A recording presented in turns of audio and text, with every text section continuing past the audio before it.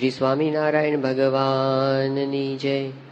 અક્ષર પુરુષોત્તમ મહારાજની જય. ગુણાતીતાનંદ સ્વામી મહારાજની જય. ભગતજી મહારાજની જય. શાસ્ત્રીજી મહારાજની જય. યોગીજી મહારાજની જય. પ્રમુખ સ્વામી મહારાજની જય.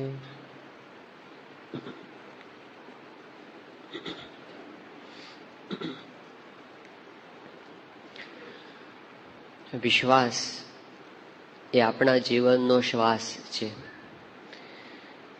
અને એના વિના આ સંસારનો વ્યવહાર પણ કોઈ રીતે ચાલે નહીં. કુટુંબની અંદર જે પરસ્પરનો વ્યવહાર ચાલે છે એ વિશ્વાસથી ચાલે છે અને જે દિવસે કુટુંબમાં પરસ્પર વિશ્વાસ તૂટી જાય પછી કુટુંબ એ કુટુંબ રહેતું નથી. એવા માણસોને જોયા છે કે જે લોકોના ઘરની અંદર પતિ પત્નીનો વિશ્વાસ એટલી હદ સુધી તૂટી જાય કે બંનેના એકાઉન્ટ જુદા થઈ જાય અને પછી વિભાગ પડી જાય કે ઘરનો આટલા વિભાગનો ખર્ચો મારે ઉઠાવવાનો અને આટલાનો તમારે ઉઠાવવાનો. અને ત્યાં સુધી કે બંને જણ હોટલમાં સાથે જાય તો પોતપોતાનું બિલ જુદું ચૂકવે. એક બાબતમાં વિશ્વાસ ઉઠ્યો પછી બીજામાં, ત્રીજામાં, ચોથામાં. તો એના વગરનું જે મનુષ્ય જીવન છે એ ઝેર જેવું લાગે.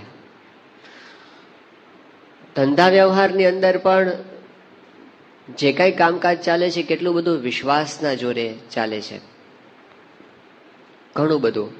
પ્રમુખ સાંઈ મહારાજ આ બધા સટોડિયાની વાત કરે છે. તો આમ તો એ ધંધો જુગાર જેવો છે પણ પૂરેપૂરો વિશ્વાસ ઉપરથી ચાલે. એમાં કઈ લખાણ બખાણ કશું હોય જ નહીં. એ ખાલી આંગળીના ઈશારા કર્યા અને લીધા ને દીધા પણ એ પાળે અને એના આધારે જ વ્યવહાર ચાલે. જો એમાં કઈ હોય તો પછી એનો વ્યવહાર છે ચાલે નહીં, એની આબરૂ ન રહે સમાજની અંદર. એટલે વિશ્વાસે વહાણ ચાલે એવી કહેવતો પણ આપણે ત્યાં આવેલી છે. આ બધો સાંસારિક માર્ગની અંદર વિશ્વાસ છે. આપણા સંતો વાત કરે છે કે વિશ્વાસ વગર આપણે ઘરની બહાર ન નીકળી શકીએ. વિશ્વાસ વગર આપણે પ્લેનમાં ન બેસી શકીએ, કારણ કે હમણાં જ એક પ્લેન ક્રેશ થયું. હવે એવો જ કોઈક પાયલોટ હશે આપણે પ્લેનમાં તો ના, આપણા પ્લેનમાં તો એવો પાયલોટ હોય જ નહીં. આ વડોદરાની બજારમાં રોજ 4-5 એક્સિડન્ટ થતા હશે બાઇકના. આપણે બાઇક લઈને નીકળશું ને એક્સિડન્ટ થશે તો ના, આપણો નહીં થાય. બસમાં બેઠા ને એક્સિડન્ટ થઈ ગયો તો નહીં થાય. સંતો વાત કરે છે કે નળ ચાલુ કર્યો નથી એસિડ નીકળશે તો એવો કોઈ દિવસ વિચાર જ નથી આવતા આપણને. ભાઈ આવે કોઈ દિવસ એસિડ ન જ આવે. કે ખિસ્સામાં હાથ નીકળ્યો અંદર વીછી હશે તો અંદર હાથ નાખ્યો ને એવો કોઈ દિવસ આપણને વિચાર આવે નહીં. હજામને માથું ધર્યું અને પેલી મેઇન જે વેઇન છે કાપી નાખશે તો આપણી 2 મિનિટમાં માણસ મરી જાય. પણ એવું નહીં જ કરે. કેટલો બધો વિશ્વાસ આપણને હોય છે અને ન હોય તો તમે કેટલી બધી વસ્તુ ન કરી શકો. ફફડતા જ રહો. એને એક માનસિક રોગ કહેવામાં આવે છે. જે માણસ કોઈના પર વિશ્વાસ ન મૂકી શકે બહુ ગંભીર પરિસ્થિતિ એની થઈ જાય. તો આ સંસારની અંદર આપણે કેટલી બધી વસ્તુમાં વિશ્વાસ રાખીએ છીએ. એવી રીતે આધ્યાત્મિક માર્ગની અંદર એવું નથી કે આડેધડ વિશ્વાસ મૂકવાની વાત છે, ગમે તેની અંદર વિશ્વાસ મૂકવાની વાત છે. પણ જે વિશ્વાસ મૂકવા યોગ્ય છે એમાં તો મૂકીએ. એમાં કેમ ડગમગાટ આપે કરે છે? આપણે વિશ્વાસ મૂકીએ છીએ પણ હજુ 50%, 60%, 70%, 80%, 90% એ બધામાં આપણે રમીએ છીએ.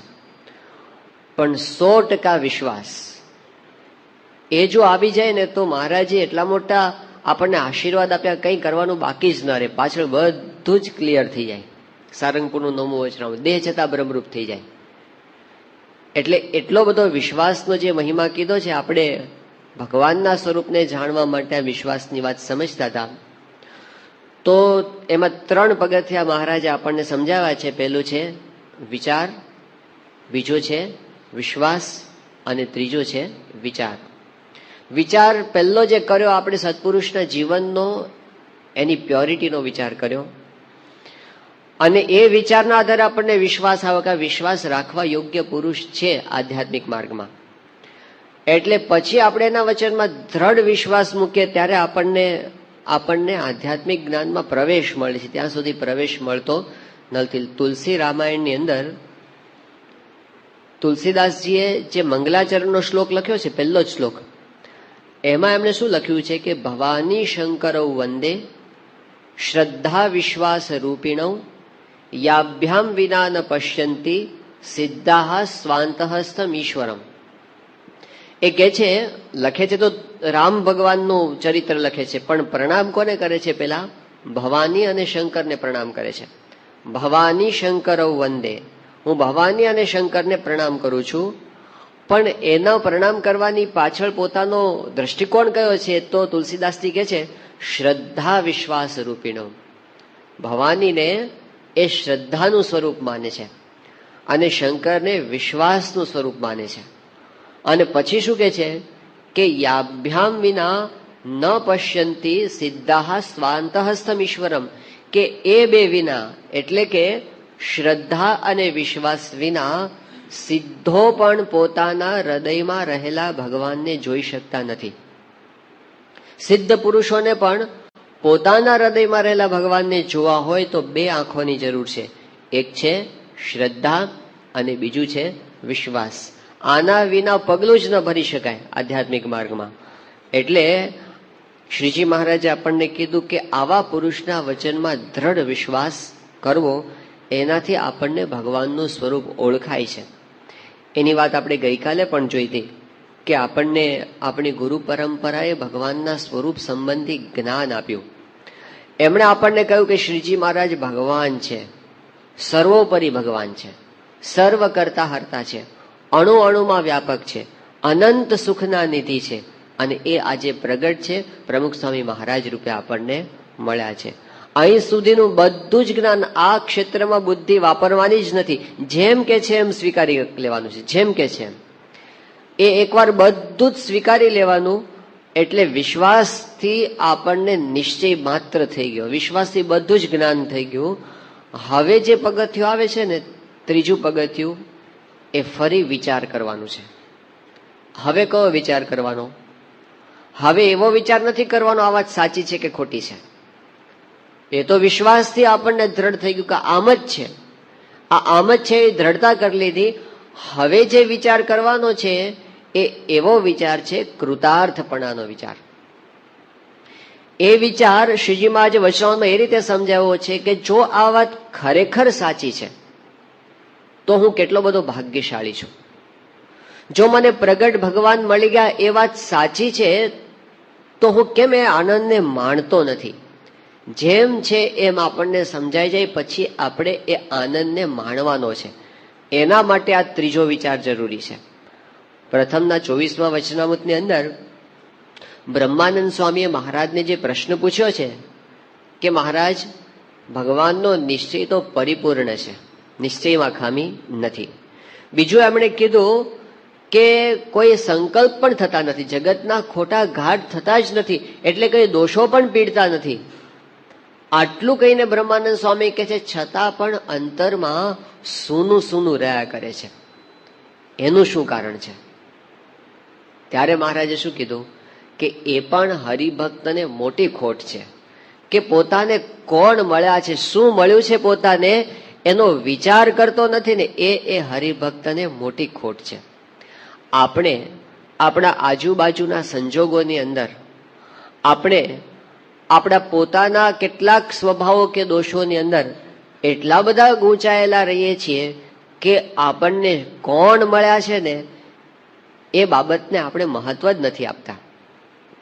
આપણે બહુ જાજુ મહત્વ આપણા વ્યક્તિગત અનુભવોને આપી દીધું અને બહુ ઓછું મહત્વ આ પુરુષના શબ્દોને આપ્યું. અને એટલે આપણને આપણા અનુભવો, આપણા પ્રોબ્લેમ્સ એટલા બધા મોટા દેખાય છે કે આટલી મોટી પ્રાપ્તિ આપણને નજરમાં આવતી નથી, આપણે એને ભોગવી શકતા નથી. એટલે જે પ્રાપ્તિ આપણને થઈ છે એનો વિચાર કરવાની જરૂર છે કે મને કેટલી મોટી વસ્તુ એ મારા હાથની અંદર આવી ગઈ છે, હું ખરેખર ધન્ય થયો છું, કૃતાર્થ થયો છું. યોગી બાપાના શબ્દોમાં કહીએ, આ બ્રહ્માંડમાં આપણા તુલ્ય ભાગ્યશાળી માનો એ જ ભૂલ. કે આ બ્રહ્માંડમાં જેટલા કઈ મોટા મોટા કહેવાય છે ને, આપણને અત્યારે પૂછવામાં આવે કે દુનિયાના ભાગ્યશાળીઓ કોણ છે, તમે જવાબ આપશો બિલ ગેટ્સ, જવાબ આવશે વોરેન બફેટ, જવાબ આવશે કે ઓબામા સાહેબ. ખાડું વર્ષમાં હજી તો પ્રેસિડેન્ટ થયો ને પછી નોબેલ પ્રાઇઝ મળી ગયો. તમે કહેશો કે મુકેશભાઈ અંબાણી કે અનિલભાઈ અંબાણી કે પેલા અજીમ પ્રેમજી, આવા બધા આપણે દુનિયામાં જેની પાસે સત્તા વધારે છે, જેની પાસે ધન વધારે છે, જેની પાસે કીર્તિ વધારે છે, આવા કેટલાકનું લિસ્ટ આપણી નજર સમક્ષ આવશે કે આ બધા બહુ ભાગ્યશાળી કહેવાય, આ બધા ખરેખર ફાવી ગયા કહેવાય, જીવનમાં સફળ ગયેલા કહેવાય. જ્યારે સક્સેસફુલ પીપલની બુક્સ બહાર નીકળે ત્યારે કોના ઇન્ટરવ્યુ આપવામાં આવે, આવા લોકોને આપવામાં આવે કે આ લોકો હાઈલી સક્સેસફુલ પીપલ છે જીવનની અંદર, આને સફળતા માનવામાં આવે છે. આપણે માનીએ છીએ કે અમુક ક્ષેત્રમાં અમુક હદ સુધીની સફળતા એણે પ્રાપ્ત કરી છે, અમુક લડાઈઓને એ લોકો જીત્યા છે, પણ આપણે નાની નાની લડાઈઓ જીતવાનો વિચાર કરતા નથી. આપણે તો મોટું યુદ્ધ જીતવું છે, આખું યુદ્ધ જીતવું છે. ખાલી નાની નાની લડાઈ નહીં, એક નાની લડાઈ જીતી ગયા બીજીમાં હારી ગયા પછી હવા નીકળી જવાની. ધન ખૂબ કમાણા પણ જો કુટુંબની અંદર પ્રશ્ન થશે તો હવા નીકળી જશે. જો કુટુંબની અંદર પાછું બહુ સારું હશે પણ શરીરમાં રોગ આવશે તો હવા નીકળી જશે. પણ આખું યુદ્ધ જીતવું છે, દુનિયાના દરેક સંજોગોની અંદર આપણે યુદ્ધ જીતવું છે. તો આપણે આ જેટલા કઈ દુનિયાના માંધાતાઓને ભેગા કરીએ ને, વાસ્તવિક રીતે વિચાર કરીએ, શ્રીજી મહારાજને ગુણાતીતાનંદ સ્વામીના શબ્દોનો વિચાર કરીએ અને એ શબ્દોને જો સાચા માનીએ, વિશ્વાસપૂર્વક સાચા માનીએ, દ્રઢતાથી આપણે એને પરમ સત્ય માનીએ, તો એ લોકો કરતા આપણે 1000 ગણાની, લાખ ગણાની, કરોડ ગણાની, અબજ ગણાની, અનંત ગણા ભાગ્યશાળી છીએ.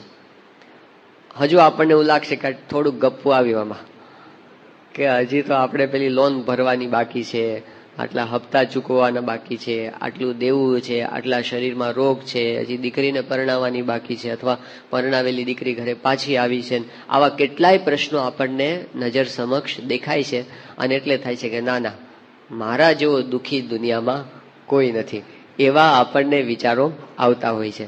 પણ હવે આપણે બહુ તટસ્થતાપૂર્વક વિચાર કરીએ કે જેટલા દુનિયાના મોટા મોટા માણસો કહેવાય છે, સિમ્પલ ગણિતનો આપણે વિચાર કરીએ કે દુનિયાની અંદર જે કાંઈ ચાલે છે એ બધું ટાઈમમાં ચાલે છે, બધું સમયની સાપેક્ષે ચાલે છે.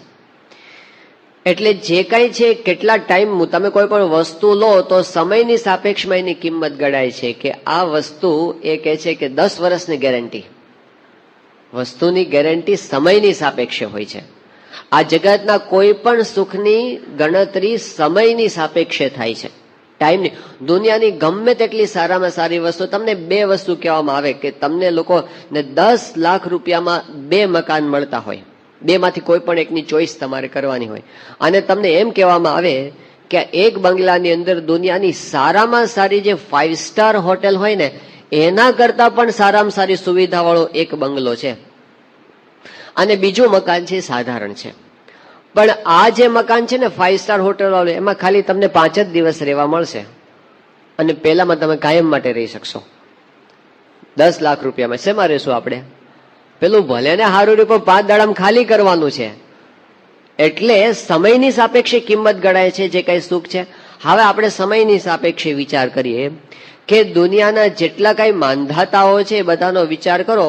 આજથી બહુ જાજુ નહીં, 50-60 વર્ષ પછીનો વિચાર કરો, કારણ કે આ બધા 50 ને વટી ગયા છે.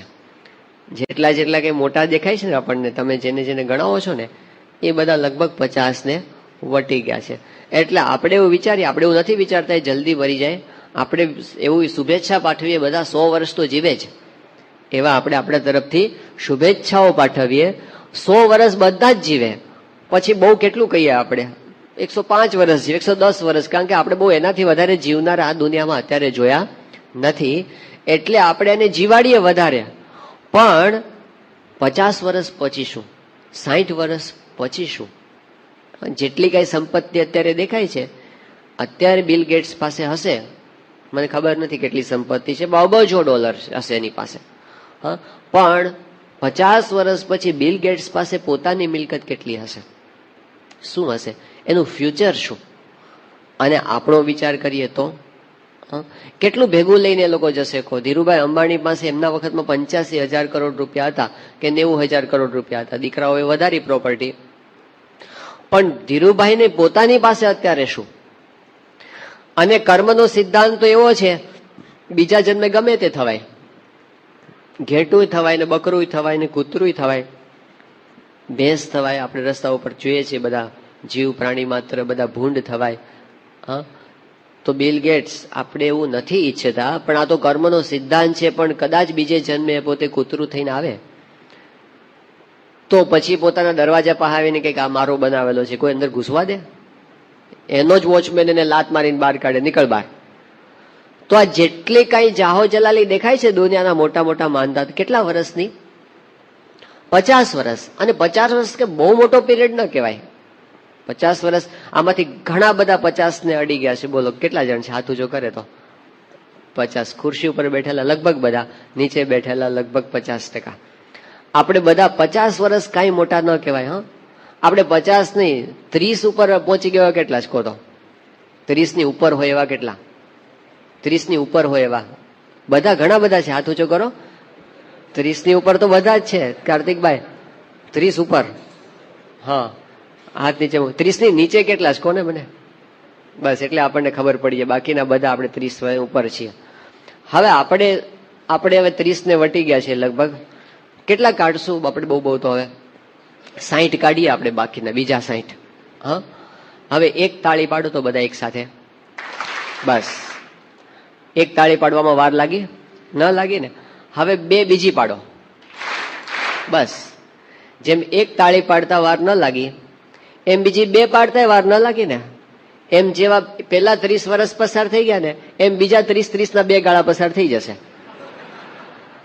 ખબર નહીં પડે આપણને. આટલું છે આ જીવન, ક્યાં બહુ મોટું છે. અને આપણે જે કઈ ગણીએ છીએ એ આ બધું 30-60 વર્ષનું જ છે ને. આમ પસાર થઈ જશે. આમ એના 50 વર્ષે આમ પસાર થઈ જશે ને આપણે આમ પસાર થઈ જશે. પણ આપણી પાસે કેટલી મોટી વસ્તુ છે. મારા જનને અંતકાળે જરૂર તેડવા આવવું, બિરુદ મારું એ ન બદલે સર્વે જનને જણાવવું. ઇન્સ્યોરન્સ કાઢે છે ને બધા, મકાનનો ઇન્સ્યોરન્સ કાઢે છે, ગાડીનો ઇન્સ્યોરન્સ કાઢે છે, હા, બધા પ્રોપર્ટીનો ઇન્સ્યોરન્સ બધા કાઢે છે. ઇન્સ્યોરન્સ એના માટે હોય છે કે ભાઈ કંઈક પ્રોબ્લેમ થાય તો આપણને એ મદદમાં આવે. એમ લાઈફ ઇન્સ્યોરન્સ હોય છે.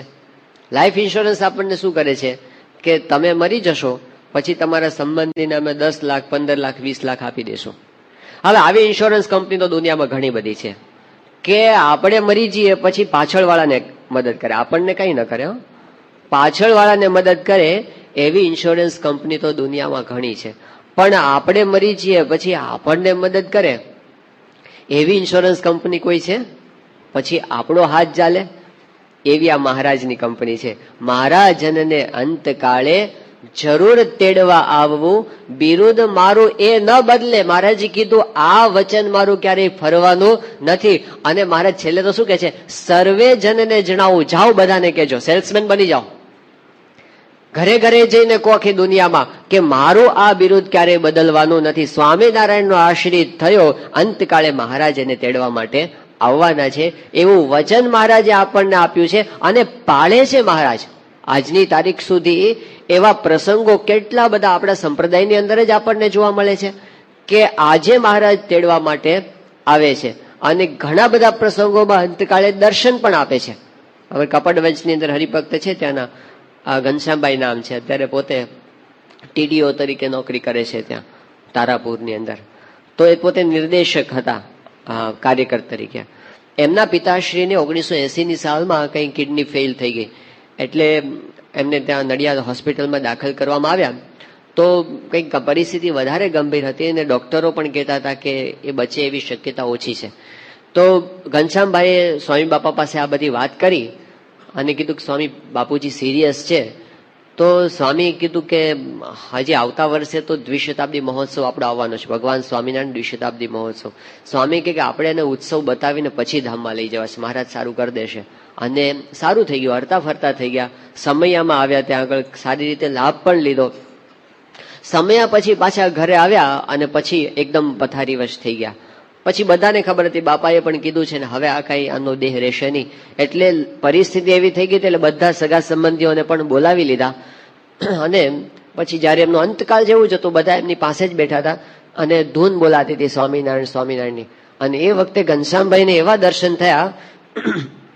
મારે જે પ્રથમના પહેલા વચરાણમાં કીધું છે ને કે ભગવાન ક્યારેક વિમાનમાં બેસીને લઈ જાય, ક્યારેક રથમાં બેસીને, એમને એવા દર્શન થયા. મહારાજ રથમાં બેસીને આવે છે અને રથ ચલાવે છે પ્રમુખ સ્વામી મહારાજ, આવે ને દર્શન થયા. એટલે કે મહારાજ આવ્યા છે, એકલા ઘનશ્યામભાઈ જ બોલ બોલ કરે, બીજા કોઈને દેખાય સમજાય નહીં. અને ત્યાં તો એમના બાપુજીને દેહમાંથી મહારાજ પોતે લઈ ગયા. તો અંતકાળે મહારાજ અને સ્વામી પોતે દર્શન આપીને લઈ જાય છે. અમેરિકાની અંદર પેન્સિલ્વેનિયા સ્ટેટ છે અને એની અંદર એલન ટાઉન નામનું એક શહેર છે. અને એમાં આપણા એક હરિભક્ત છે, અકુભાઈ નામ છે એનું, મૂળ વિદ્યાનગર છાત્રાલયમાં જ ભણેલા, બોદાલ ગામના વતની. એ ત્યારે કરે છે ડંકિન ડોનટ્સની બધી દુકાનો ચલાવે છે. તો એ અકુભાઈને ના માતુશ્રીને 1994ની સાલમાં ઓવેરિયન કેન્સર થયું. અને ડોક્ટરે બધી તપાસ કરાવી અને એમણે કીધું કે આમાં તો બહુ કેન્સર આગળ વધી ગયું છે અને બચવાની શક્યતા નથી, એવું એને કહી દીધું. એટલે એમણે બાપાને ફોન કર્યો કે સ્વામી મારા માતુશ્રીની તબિયત આવી છે અને ડોક્ટર કહે છે કે હવે નહીં બચી શકે. એટલે સ્વામી બાપાએ ફોનમાં કીધું કે અમે ભગવાનને પ્રાર્થના કરીએ છીએ, વાંધો નહીં આવે. અને સ્વામી એમ બોલી ગયા કે મહારાજ સારું કરશે, 5 વર્ષ કાંઈ નહીં થાય. અને સારા થઈ ગયા, હરતા ફરતા થઈ ગયા. દવાઓ ચાલુ રખાવી હતી બાપાએ, પણ આમ હરતા ફરતા થઈ ગયા. મંદિરે જાય, આવે, સેવા કરે, બધું કરે છે. કે એડિસન મંદિર ત્યાંથી 2.5 કલાક થાય, તો ત્યાં જાય, બધું કરે. એમ કરતા 5 વર્ષ તો સારી રીતે પસાર થઈ ગયા. અને 99ની સાલમાં ફરી વાર ઉથલો માર્યો. પછી ફરી હોસ્પિટલાઇઝ કર્યા તો ડોક્ટરે કીધું કે હવે તો ખરેખર એ જીવે એવી કોઈ શક્યતા નથી. તો સ્વામીશ્રીને ફરી ફોન કર્યો અને કીધું બાપા ડોક્ટર આવું કે છે તો શું કરવું? સ્વામી કે હવે એમની આવરદા પૂરી થઈ છે તો મહારાજ ધામમાં લઈ જશે, એટલે હવે હોસ્પિટલમાં રાખવાની જરૂર નથી, તમે ઘરે લાવી દો અને ઘરે રહીને થાય એટલી સેવા કરો હવે તમે. એટલે એ લોકો હોસ્પિટલમાંથી ઘરે લઈ આવ્યા. હોસ્પિટલનો ત્યાંનો સ્પેશિયલ પ્રકારનો પલંગ આવતો હોય છે જ્યાં બધી પ્રકારે મુવમેન્ટ થઈ શકે અને દર્દીને કમ્ફર્ટેબલ રહે એવો પલંગ ભાડે લઈ આવ્યા એ લોકો ઘરે રાખવા માટે. અને એમની સેવાની અંદર એ લોકોએ સારી રીતે વ્યવસ્થા કરી કે 8 કલાક અકુભાઈ પોતે હાજર રહે, 8 કલાક અકુભાઈનો દીકરો વિરાજ અને 8 કલાક અકુભાઈના ધર્મપત્ની, એવી રીતે એ લોકોએ બધા વારા પાડી દીધા. હવે એ દરમિયાન આ અકુભાઈના ધર્મપત્ની હતા ને, એમને સત્સંગ આમ નવો એટલે બધી બાબતમાં એમને થોડી શંકા કુશંકા થયા કરે. તો એમણે એમના સાસુને કીધું કે બાપાએ એમ કીધું છે કે ભગવાન તમને ધામમાં તેડી જશે, તો તમને જો ભગવાન તેડવા આવે ને તો એમને કહેજો કે મને દર્શન આપે. એટલે મારે જોવું છે અંતકાળે કેવી રીતે તેડવા માટે આવે. એટલે એમણે કીધું કે હા વાંધો નહીં, હું કહીશ. આવી વાત એ બંને સાસુ બહુ વચ્ચે થઈ હતી. હવે એક વખત એવું થયું, રાતના 1 વાગ્યાનો સમય હતો. અકુભાઈ તો પોતે એમ ઉપર સુતા હતા, ઉપરના માળે એ એમના ફાધર, છોકરો બધા. નીચેના માળે જે ગ્રાઉન્ડ ફ્લોર પર એમના મધર રહેતા હતા એની બાજુમાં આમના ધર્મપત્નીનો વારો હતો, અકુભાઈના પત્નીનો. એટલે એ પોતે બાજુમાં બેઠા હતા, પલંગની બાજુમાં. અને બેઠા બેઠા એ વખતે સ્વામિનારાયણ મહામંત્ર દ્વિશતાબ્દી મહોત્સવના નિયમો આપણે બધાએ લીધા હતા. એટલે મંત્ર પોથીની અંદર એ મંત્ર લખતા હતા બેઠા બેઠા, સ્વામિનારાયણ સ્વામિનારાયણ સ્વામિનારાયણ. અને બન્યું એવું કે બરાબર 1 વાગ્યાનો સમય થયો અને અચાનક એમની નજર આમ ઉપર ગઈ તો જે પલંગ ઉપર એમના સાસુને સુવડાવ્યા હતા એની રેલિંગ પકડીને એમને દર્શન થાય પ્રમુખ સ્વામી મહારાજ ઉભા છે. એટલે એમને વિશ્વાસ ના આવ્યો. એને થયું કે મને કંઈક ભ્રાંતિ થતી લાગે છે, હું ભગવાનના વિચારો કરું છું ને એટલે મને કંઈક ભ્રાંતિ થઈ. એટલે એકદમ ઉભા થઈને બાથરૂમમાં ગયા ને પોતે આમ બધું આંખમાં પાણી છાંટીને પાછા આવ્યા. તો એ પાછા આવ્યા ને તો સ્વામી તો ત્યાં ઉભા ખડખડાટ હસતા હતા. એટલે એને પ્રતીતિ થઈ કે હું જાગ્રત અવસ્થામાં છું અને ખરેખર બાબા આવ્યા છે, એટલે હવે શું કરવું એને કંઈક આમ સૂઝ્યું જ નહીં, શું કરવું. એટલે એકદમ દોડ્યા ઉપર અને અકુભાઈને જગાડ્યા, છોકરાને જગાડ્યો, બાપા સસરાને જગાડ્યા, હાલો જલ્દી બાપા આવ્યા છે. એટલે બધા આમ ઉઠીને સીધા જ નીચે આવ્યા. ત્યાં તો એમના માતુશ્રી ધામમાં જતા રહ્યા હતા. મહારાજને અંતકાળે જરૂર તેડવા આવો. હમણાં 3-4 વર્ષ પહેલા ત્યાં ગોંડલની અંદર નિર્મળસિંહ રાણાના માતુશ્રીના અક્ષરવાસ નિમિત્તે પારાયણ રાખવામાં આવી હતી. તો એ વખતે નિર્મળસિંહ રાણા તો ઘણા બધાને ઓળખો છો, આપણે બહુ જ નિષ્ઠાવાન હરિભક્ત દાજી બાપુનો પરિવાર. તો નિર્મળસિંહ રાણા છે ને એ બાપાને મળવા માટે પછી આવ્યા હતા. એમણે કીધું કે સ્વામી, હું તમને આ સાચું કહું કે આ બધી વાતો થતી ને કે ભગવાન અંતકાળે તેડવા આવે છે ને દર્શન આપે છે ને, એ કે મને છે ને આ વાતમાં વિશ્વાસ આવતો નહોતો, મને આ બધું સાચું નહોતું મનાતું.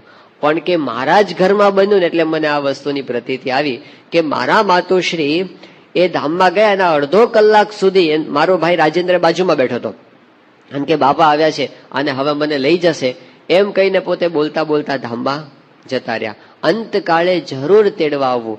તો આપણે ત્યાં તો સત્સંગની અંદર આ ઘરોઘર બનતા પ્રસંગો છે. પ્રતીતિ છે હરિભક્તોને બધાને કે મહારાજને સ્વામી અમને અંતકાળે લઈ જાય છે. ત્યાં અસલાલી ગામ છે અમદાવાદની બાજુમાં, અને ત્યાંના આપણે એક સંનિષ્ઠ કાર્યકર છે પ્રવીણભાઈ, એમના એક દીકરા સંત છે, જયપુર મંદિરમાં અત્યારે સેવા આપે છે, દિવ્ય સ્નેહ સ્વામી. તો પ્રવીણભાઈના જે ધર્મપત્ની હતા એમને 2004ની સાલમાં એમને પોતાને કેન્સર થયું હતું, એટલે ટ્રીટમેન્ટ ચાલુ હતી, પણ પછી તો એ કઈ કંટ્રોલની બહાર થઈ ગયું હતું બધું. પણ છેલ્લી ઘડી સુધી એમણે સત્સંગની સેવા ચાલુ રાખી હતી, ફૂલલોલની સેવા સુધી એમણે બધું જ. હવે એ દરમિયાન એમને ખબર પડી કે એમને 20 દિવસ પહેલા પ્રવીણભાઈને વાત કરી દીધી કે મને તારીખ ભૂલાઈ ગઈ છે. એમણે એવું કીધું કે મને છે ને આ 4 માર્ચના દિવસે આવું એને કંઈક તારીખ આપી હતી. આ 20 દિવસ પછી 4 માર્ચના દિવસે સ્વામી બાપા મને ધામમાં લઈ જશે, પણ આ વાત તો તમે કરતા નહીં. એટલે 2 જણ જાણે આ વાત. પછી જયારે 3-4 દિવસ બાકી હતા કે હવે બધા સંબંધીઓને જણાવી દો, અને બધા સંબંધીઓને વાત જણાવી દીધી. સગા સંબંધી બધા આવી ગયા અને એમણે વાત કરી કે મારા અક્ષરવાસ નિમિત્તે આખા ગામમાં તમે સાકર વેચજો. હવે એની નજર સામે બધાએ એના અક્ષરવાસ પછીની સાકરના પડીકા બનાવ્યા, 600 પડીકા બનાવ્યા એને પોતે આખા ગામમાં વેચવા માટે. અને પછી એને કીધું કે સંતો આવવાના છે અહીંયા આગળ, કારણ કે એ દિવસે યોગાનુયોગ એવું ગોઠવાયું હતું, સંતો આવવાના હતા ગામમાં. એ કે સંતોને તમે જમાડજો, ભલે મારો અગ્નિ સંસ્કાર થઈ ગયો હોય પણ સંતોને તમે આપણા ઘરે જ જમાડજો. આવું એને બધું પેલું કેવડાયું. અને બરાબર એવી જ રીતે એમણે કીધું હતું એ પ્રમાણે એ જ તારીખે સવારે પોતે ધામમાં પોતે વાત કરતા કરતા બેસી ગયા. તો આ સત્સંગની અંદર આ વાતો કઈ એવી નથી કે આમ એક ગરુડ પુરાણની અંદર આજથી 25-50 હજાર વર્ષ પહેલા આવો પ્રસંગ, આ આજની વાતો છે.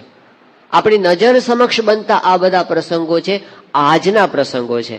તો એ પ્રતીતિ કરાવે છે આપણને. આનો અર્થ એવો નથી કે કોકને દર્શન ન આપે એટલે ધામમાં નથી લઈ ગયા, એવું નહીં સમજવાનું. જેમ આપણે પેલું ઓક્ટોબર મહિનામાં 1995ની સાલમાં એક પ્રસંગ બન્યો હતો કે ગણપતિ બધે દૂધ પી જતા હતા, યાદ આવે છે? હા, કે આમ બધે છાપામાં આવ્યું હતું ને બધે આખી દુનિયાના મીડિયાની અંદર વાત ફેલાઈ ગઈ હતી ગણપતિ દૂધ પીવે છે, જેટલું પીવડાવે એટલું પી જાય. અને આવા કેટલા બધા પ્રત્યક્ષ પ્રસંગો બધા એ જોયા હતા આ બધું. એટલે એ વખતે આપણે એક સંત હતા કલકત્તાની અંદર, તો દેવવંદન સ્વામી, એમણે છે ને સ્વામી બાપા સાઉથ આફ્રિકાની અંદર હતા. એમણે બાપાને ફોન કર્યો, બાપા આમાં આપણે શું સમજવાનું?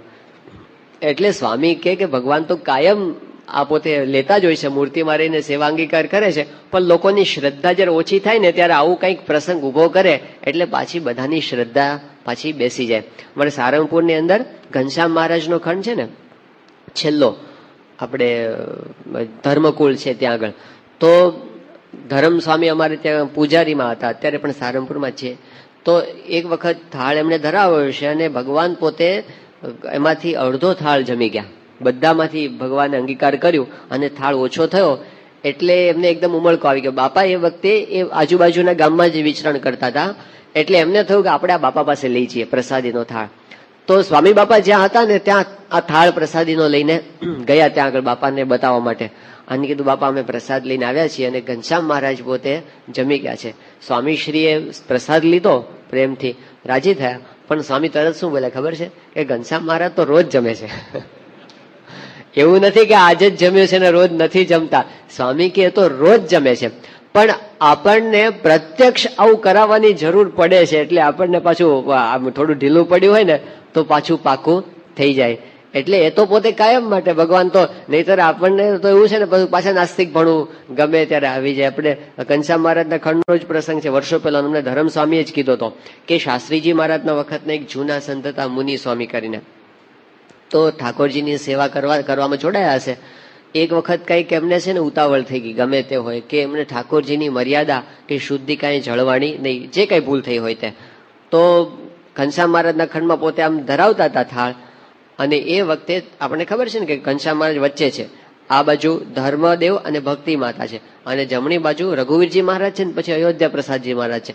તો અયોધ્યા પ્રસાદજી મહારાજ એક લાફો મારી દીધો, અને એવો લાફો માર્યો એમની ડોક આમ ત્રાસી થઈ ગઈ. અને ધર્મ સામે એવું કહેતા હતા કે એ મુનિસ્વામી જીવ્યા ને ત્યાં સુધી ડોક ત્રાસી રહી એમની, એવો લાફો મારી દીધો હતો. એટલે ક્યારેક મૂર્તિમાંથી આવો પરચોય બતાવે, પણ એ કઈ રોજ ના કરે કે રોજ લાફા માર કરે. પણ આપણે સમજવાનું કે આવા પ્રસંગોએ આપણને દ્રઢતા કરાવે છે. બાકી એમના વચનથી એમણે કીધું જ છે કે હું આમ અષ્ટ પ્રકારની મૂર્તિમાં રહું છું અને તમારી સેવા અંગીકાર કરું છું. તો અંતકાળે ભગવાન આવી રીતે દર્શન આપીને લઈ જાય છે. અમારે પંડ્યા સાહેબ એક પ્રસંગ કીધો હતો, આપણે ગોંડલ છે ને પંડ્યા સાહેબ, તો એ બાપાના ઉતારામાં પેલા આમ જય વિજય તરીકે હોય છે ને, આગળ એમને પેલી ઓલામાં રહેવાનું દરવાની તરીકે. તો એને કીધું કે એટલાન્ટાના એક હરિભક્ત આવ્યા હતા, એને તો નામે આપ્યું, મને નામ ભૂલાઈ ગયું છે. તો એ બાપા પાસે આવ્યા અને સ્વામીને એકદમ વળગી જ પડ્યા. એટલે વળગી પડ્યા એટલે આવી રીતે કે મારા પત્ની ધામમાં ગયા અને તમે ધામમાં લેવા માટે કેમ ન આવ્યા? તે બાપા કે મહારાજના આશીર્વાદ છે, વચન છે, મહારાજ બધાને ધામમાં લેવા માટે આવે છે. એ કે ના મહારાજ, સ્વામી કે એમને આશરો હતો, બધું હતું, તો ભગવાન ધામમાં લઈ જ જાય ને, એવી શંકા કરવાની હોય જ નહીં. એટલે બહુ પેલા મંડ્યા કે ના આમ ને તેમને બહુ કીધું ને, સ્વામી એકદમ ભાવમાં આવી ગયા. આ પંડ્યા સાહેબ કે મેં સાંભળ્યું નજરો નજર, સ્વામી એકદમ ભાવમાં આવી ગયા. સ્વામી કે કોણ કે છે નહોતા લેવા? હું લેવા આવ્યો હતો. સ્વામી કે ગળામાંથી કંઠી કેમ કાઢી નાખી હતી? અને હકીકતમાં કાઢી હતી. સ્વામી નિશાની આપી. મૂળ શું કે ઓપરેશન કેવું કરવાનું હશે ને, એટલે કઈક ટ્રીટમેન્ટમાં નડતું હશે, ગમે તેમ કંઠી કાઢી નાખી હતી. સ્વામી કંઠી કેમ કાઢી નાખી? પેલા હાથ જોડી ગયા, હા બાબા બરાબર છે. એટલે આવા પ્રસંગો એ ક્યારેક બતાવે એ એટલા માટે કે આપણને દ્રઢતા રહે એટલા માટે. તો અનેક પ્રસંગોની અંદર મહારાજ પોતે અંતકાળે તેડવા માટે આવે છે ને આપણને દામમાં બેસાડી દે છે. હવે આ ઇન્સ્યોરન્સ બિલ ગેટ્સ પાસે નથી, વોરેન બફેટ પાસે નથી, ઓબામા પાસે નથી, આપણી પાસે છે. તો આપણે એના કરતા ભાગ્યશાળી ખરા કે નહીં? એ બધા 50, 60, 100 વર્ષ પછી આજે આપણે 100 મોટો ગાળો કરી નાખો, હવે કઈ ચિંતા જ નહીં, કઈ એટલે કઈ શંકા જ ન રહે કોઈને. 100 વર્ષ તો મોટો ગાળો કરી નાખો, 3 તાળી પાડવાની, 2 ને બદલે 3 તાળી પાડવાની. 100 વર્ષ તો મોટો ગાળો કરી નાખો. તો અત્યારે આપણે જે તારીખમાં બેઠા છે 14મી ઓગસ્ટ 2010 ના દિવસે, તો 14મી ઓગસ્ટ 2110 કરી દો, હમણાં આવી જશે, કઈ વાર નહીં લાગે. 14મી ઓગસ્ટ 2110 એ કઈક કૂતરું કે ગધેડું કે ભૂંડ થઈને ફરતો હશે, અને આપણને બધાને ખાતરી છે 21મી ઓગસ્ટ 2110 ના દિવસે આપણે અક્ષરધામમાં મહારાજનું અનંત સુખ લેતા હશું. આમાં ક્યાં શંકા જેવું છે? હમણાં આ વખતે બહુ જૂનો પ્રસંગ નહીં, હમણાં સ્વામી શ્રી સારંગપુરની અંદર હતા અને હરિજયંતિનો ઉત્સવ કર્યો. આપનામાંથી ઘણા બધા આવ્યા હશે. અને એ હરિજયંતિના ઉત્સવની મુખ્ય સભામાં સ્વામી શ્રી પોતે આશીર્વાદ શું બોલ્યા? સ્વામી કે આપણને મહારાજનો આશરો થયો અને અક્ષર પુરુષોત્તમનું જ્ઞાન થયું છે. સ્વામી કે આપણને બધાને છેલ્લો જન્મ, હવે ફરી જન્મ લેવાનો નથી, એવું સ્વામીએ સભાની અંદર બધાને કહી દીધું છે. એટલે એ આ પુરુષ કે ગપ્પા નથી મારતા પેલા રાજકારણી જેવા કે આમ કરી નાખશું, આમ કરી નાખશું, અમારી કોશિશ હે, એવું ક્યારે બોલતા નથી. એ જેમ છે ને એમ પોતે કે છે. તો એ પોતે ક્યારેય ગપ્પા નથી મારતા ને ખોટા વચનો પણ આપતા નથી. સ્વામી શ્રી પેલો અભય જયસ્વાલ એક નાનો છોકરો, અને એ બાપાને ત્યાં જઈને મળી આવ્યો, આમ બોચાસણની અંદર એના મામા સાથે ગયો તો, નાનો છોકરો 7-8 વર્ષનો. એ કે બાપા તમે અમારે ગામ કારવણ આવો, તમે બરાબર ને, કાયાવરોડ તમે આવો. અને સ્વામીએ પોતે કીધું કે આવશું અમે. હવે એ છોકરાના વચનને 3 વર્ષ પછી સ્વામી યાદ રાખ્યું, અને 97ની સાલમાં સ્વામી સિક્રેટ રાખ્યો તો 3 દિવસનો કાર્યક્રમ, વચ્ચે કોઈને કીધું નતું સ્વામી. અને પછી સ્વામી એના ગામમાં ગયા અને સ્વામી કે પેલા છોકરા માટે અમે આવ્યા છીએ. હા હવે તો સ્વામી છે ને એ પોતે આટલા નાના બાળકને આપેલા વચનોને પણ યાદ રાખે છે, અને એ ક્યારે અમથા વચનો આપતા નથી. એમણે ગેરંટી આપી છે આપણને અક્ષરધામમાં આપણને લઈ જશે. તો એ દ્રષ્ટિથી આપણે જોઈએ તો કેટલી મોટી પ્રાપ્તિ આપણી પાસે છે. હવે આપણને નડે છે શું? બધા સંસારના પ્રશ્નો, કે તમારી વાત બધી સાચી, પ્રાપ્તિ મોટી છે એ બધી સાચી, પણ પ્રશ્નો તો ઉભા જ છે. જે કાંઈ શારીરિક પ્રશ્નો છે, આર્થિક પ્રશ્નો છે, સામાજિક છે, કૌટુંબિક છે, એ પ્રશ્નો તો ઉભા જ છે. વાત સાચી છે. આપણને આર્થિક રીતે કંઈક પ્રોબ્લેમ છે એ વાત સાચી છે, શારીરિક રીતે પ્રશ્ન છે સાચી છે, કૌટુંબિક પ્રશ્ન છે વાત સાચી છે, ખોટી નથી. અને એનાથી આગળ વધીને આપણે જરા વધારે મુમુક્ષુ છીએ એટલે આપણને આંતરિક સ્વભાવો નડે છે એ વાત એ સાચી છે. કામ છે, ક્રોધ છે, લોભ છે, સ્વાદ છે, માન છે, એ બધું પણ સાચું છે. પણ યાદ રાખીએ કે ભગવાન મળ્યા એ વાત પણ સાચી છે, એ ખોટી છે. અને જો એ વાત સાચી હોય તો પછી એ બેને બાજુમાં મૂકો, બાજુ મૂકો. આપણે જે કઈ પ્રોબ્લેમ છે એને બાજુ મૂકો, આપણી જે પ્રાપ્તિ છે એને બાજુ મૂકો. તો પ્રાપ્તિ એટલી મોટી છે ને કે પેલું નજરમાં જ ના આવે. બેને બાજુ, એક બાજુ હિમાલય સામે ઉભો હોય અને સામે એક નાનું તણખલું પડ્યું, હું નજરમાં આવે? તો આ પ્રાપ્તિ એટલી મોટી છે, હિમાલય જેટલી, પેલું તો ખાલી તણખલા જેવું છે. મહાન સ્વામી દ્રષ્ટાંત આપે છે કે ધારો કે આપણે કોઈ બિઝનેસ કરતા હોઈએ અને એમાં એક અગત્યનો ઇસ્યુ એવો હોય કે એ સોલ્વ ન થાય તો આપણને ઘણા બધા પ્રોબ્લેમ થાય એમ હોય, અને એના વિના પ્રગતિ થાય એમ જ ન હોય ને આપણે એના માટે બહુ જ પ્રયત્ન કરતા હોઈએ.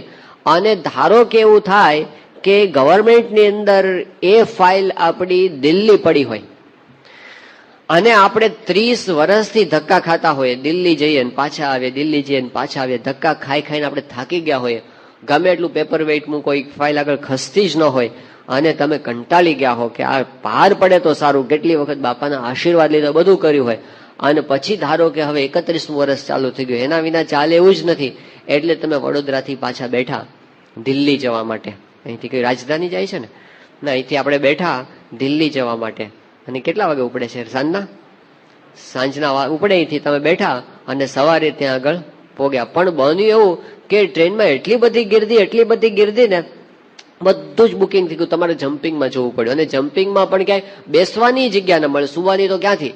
તો આખી રાત તમે એટલા બધા ભીંસાતા આમ 2 પગ મૂકવાની જગ્યા ન મળે, 1 પગે ઉભા રહીને પહોંચ્યા અને થાકીને લોથ થઈ જાવ. તમે આખી રાત ઉભા ગયા હો, ત્યાં તમે પહોંચો અને પછી તમે ત્યાં આગળ કદાચ આપણે દિલ્હી અક્ષરધામ તમે પહોંચો, ત્યાં ઉતારાની વ્યવસ્થા કરી હોય, ત્યાં નાહી ધોઈ અને પછી ઠાકોરજીના દર્શન કરી અને પૂજા પાઠ કરી અને ચા પાણી કંઈક કરી અને પછી તમે સવારમાં 10:30 11 વાગે ઓફિસમાં પોગો, થાકેલા હો તમે એટલા બધા, અને પહોંચો અને ધારો કે એવું બને કે અંદર તમે આમ પ્રવેશ કર્યો અને તમારી ફાઇલ ક્લિયર થઈ ગઈ, તો તમે જે આખી રાત તમે ઉભા આવ્યા એનો થાક લાગે કે બહુ થાકી ગયા. અને પછી તમે ઘરે ફોન કરો તો એવો ફોન કરો કે ટ્રેનમાં બહુ ગીર્દી હતી. શું વાત કરો? પહેલી વાત એમ કરો કે આપણું 30 વર્ષથી જે અટવાતું હતું ને એ પૂરું થઈ ગયું છે, એનો તમને એટલો બધો આનંદ હોય કે ઓલું ટ્રેનની ગીર્દી તમને નજરમાં આવે નહીં. અને ધારો કે એનાથી ઊંધું થાય એટલે શું કે તમને સુતા ટ્રેનમાં જાઓ, એટલી સરસ જગ્યા મળી જાય ને, ફર્સ્ટ ક્લાસ, આમ આનંદથી તમે આનંદથી તો નહીં પણ સુતા તમે પોગો, પણ પોગો અને પછી સવારના પોરમાં પોગો ઓફિસની અંદર અને ધારો કે કામ ન થયું તો પેલું હુતા આવ્યા એનો આનંદ રે? હા, એ બધો આનંદ ઓસરી જાય ને. એમ આપણે સમજવાનું કે પેલું 30 વર્ષથી જેમ એક કામ અટવાતું તો નહોતું ઉકલતું ને, એમ આપણું એક અનંત જન્મથી એક કામ અટવાતું હતું, એ ઉકલતું નહોતું, એ આ જન્મે ઉકલી ગયું છે. એ આ જન્મે ઉકલી ગયું છે. કારણ કે યોગી બાપાના શબ્દો આપણે યાદ, યોગી બાપાએ ગોંડલમાં કીધું હતું કે પ્રમુખ સ્વામીના શબ્દો જેના કાને પડ્યા એનું આત્યંતિક કલ્યાણ થઈ ચુક્યું છે. આ યોગી બાપાના વચનો છે. તો સ્વામીએ આપણને વચન આપ્યું છે, આપણું આત્યંતિક કલ્યાણ થઈ ચુક્યું છે. હવે ટ્રેનમાં થોડીક ગીર્દી હોય તો બધું સહન કરી લેવાનું. આ બીજું બધું છે ને આ લોકમાં. અને કોકના મોટા બંગલા ને કોકની મોટી ગાડીઓ ને કોકની જાહો ચલાવી જોઈને દુઃખી નહીં થવાનું, સમજવાનું કે હુતા જાય છે. ફાઇલ આપણી ક્લિયર થઈ ગઈ છે, આપણી ફાઇલ ક્લિયર થઈ ગઈ છે. એટલે બહુ મોટી વસ્તુ આપણી જીવનમાં બની ગઈ છે. આટલી મોટી ઘટના એને આપણી નજર સમક્ષ રાખે, નાના પ્રશ્નો છે ને એમાંથી આપણે સ્થિરતા રાખી શકીએ. જેમ આપણી પાસે આમ 90,000 કરોડ રૂપિયા હોય, નાની વાત કરવાની ગુણાતીય સ્વામી ના પાડી છે, નાની શું કામ કરીએ. ધારો કે આપણી પાસે 90,000 કરોડ રૂપિયા હોય, આમ જરા કલ્પના કરજો, 90,000 કરોડ કોને કહેવાય.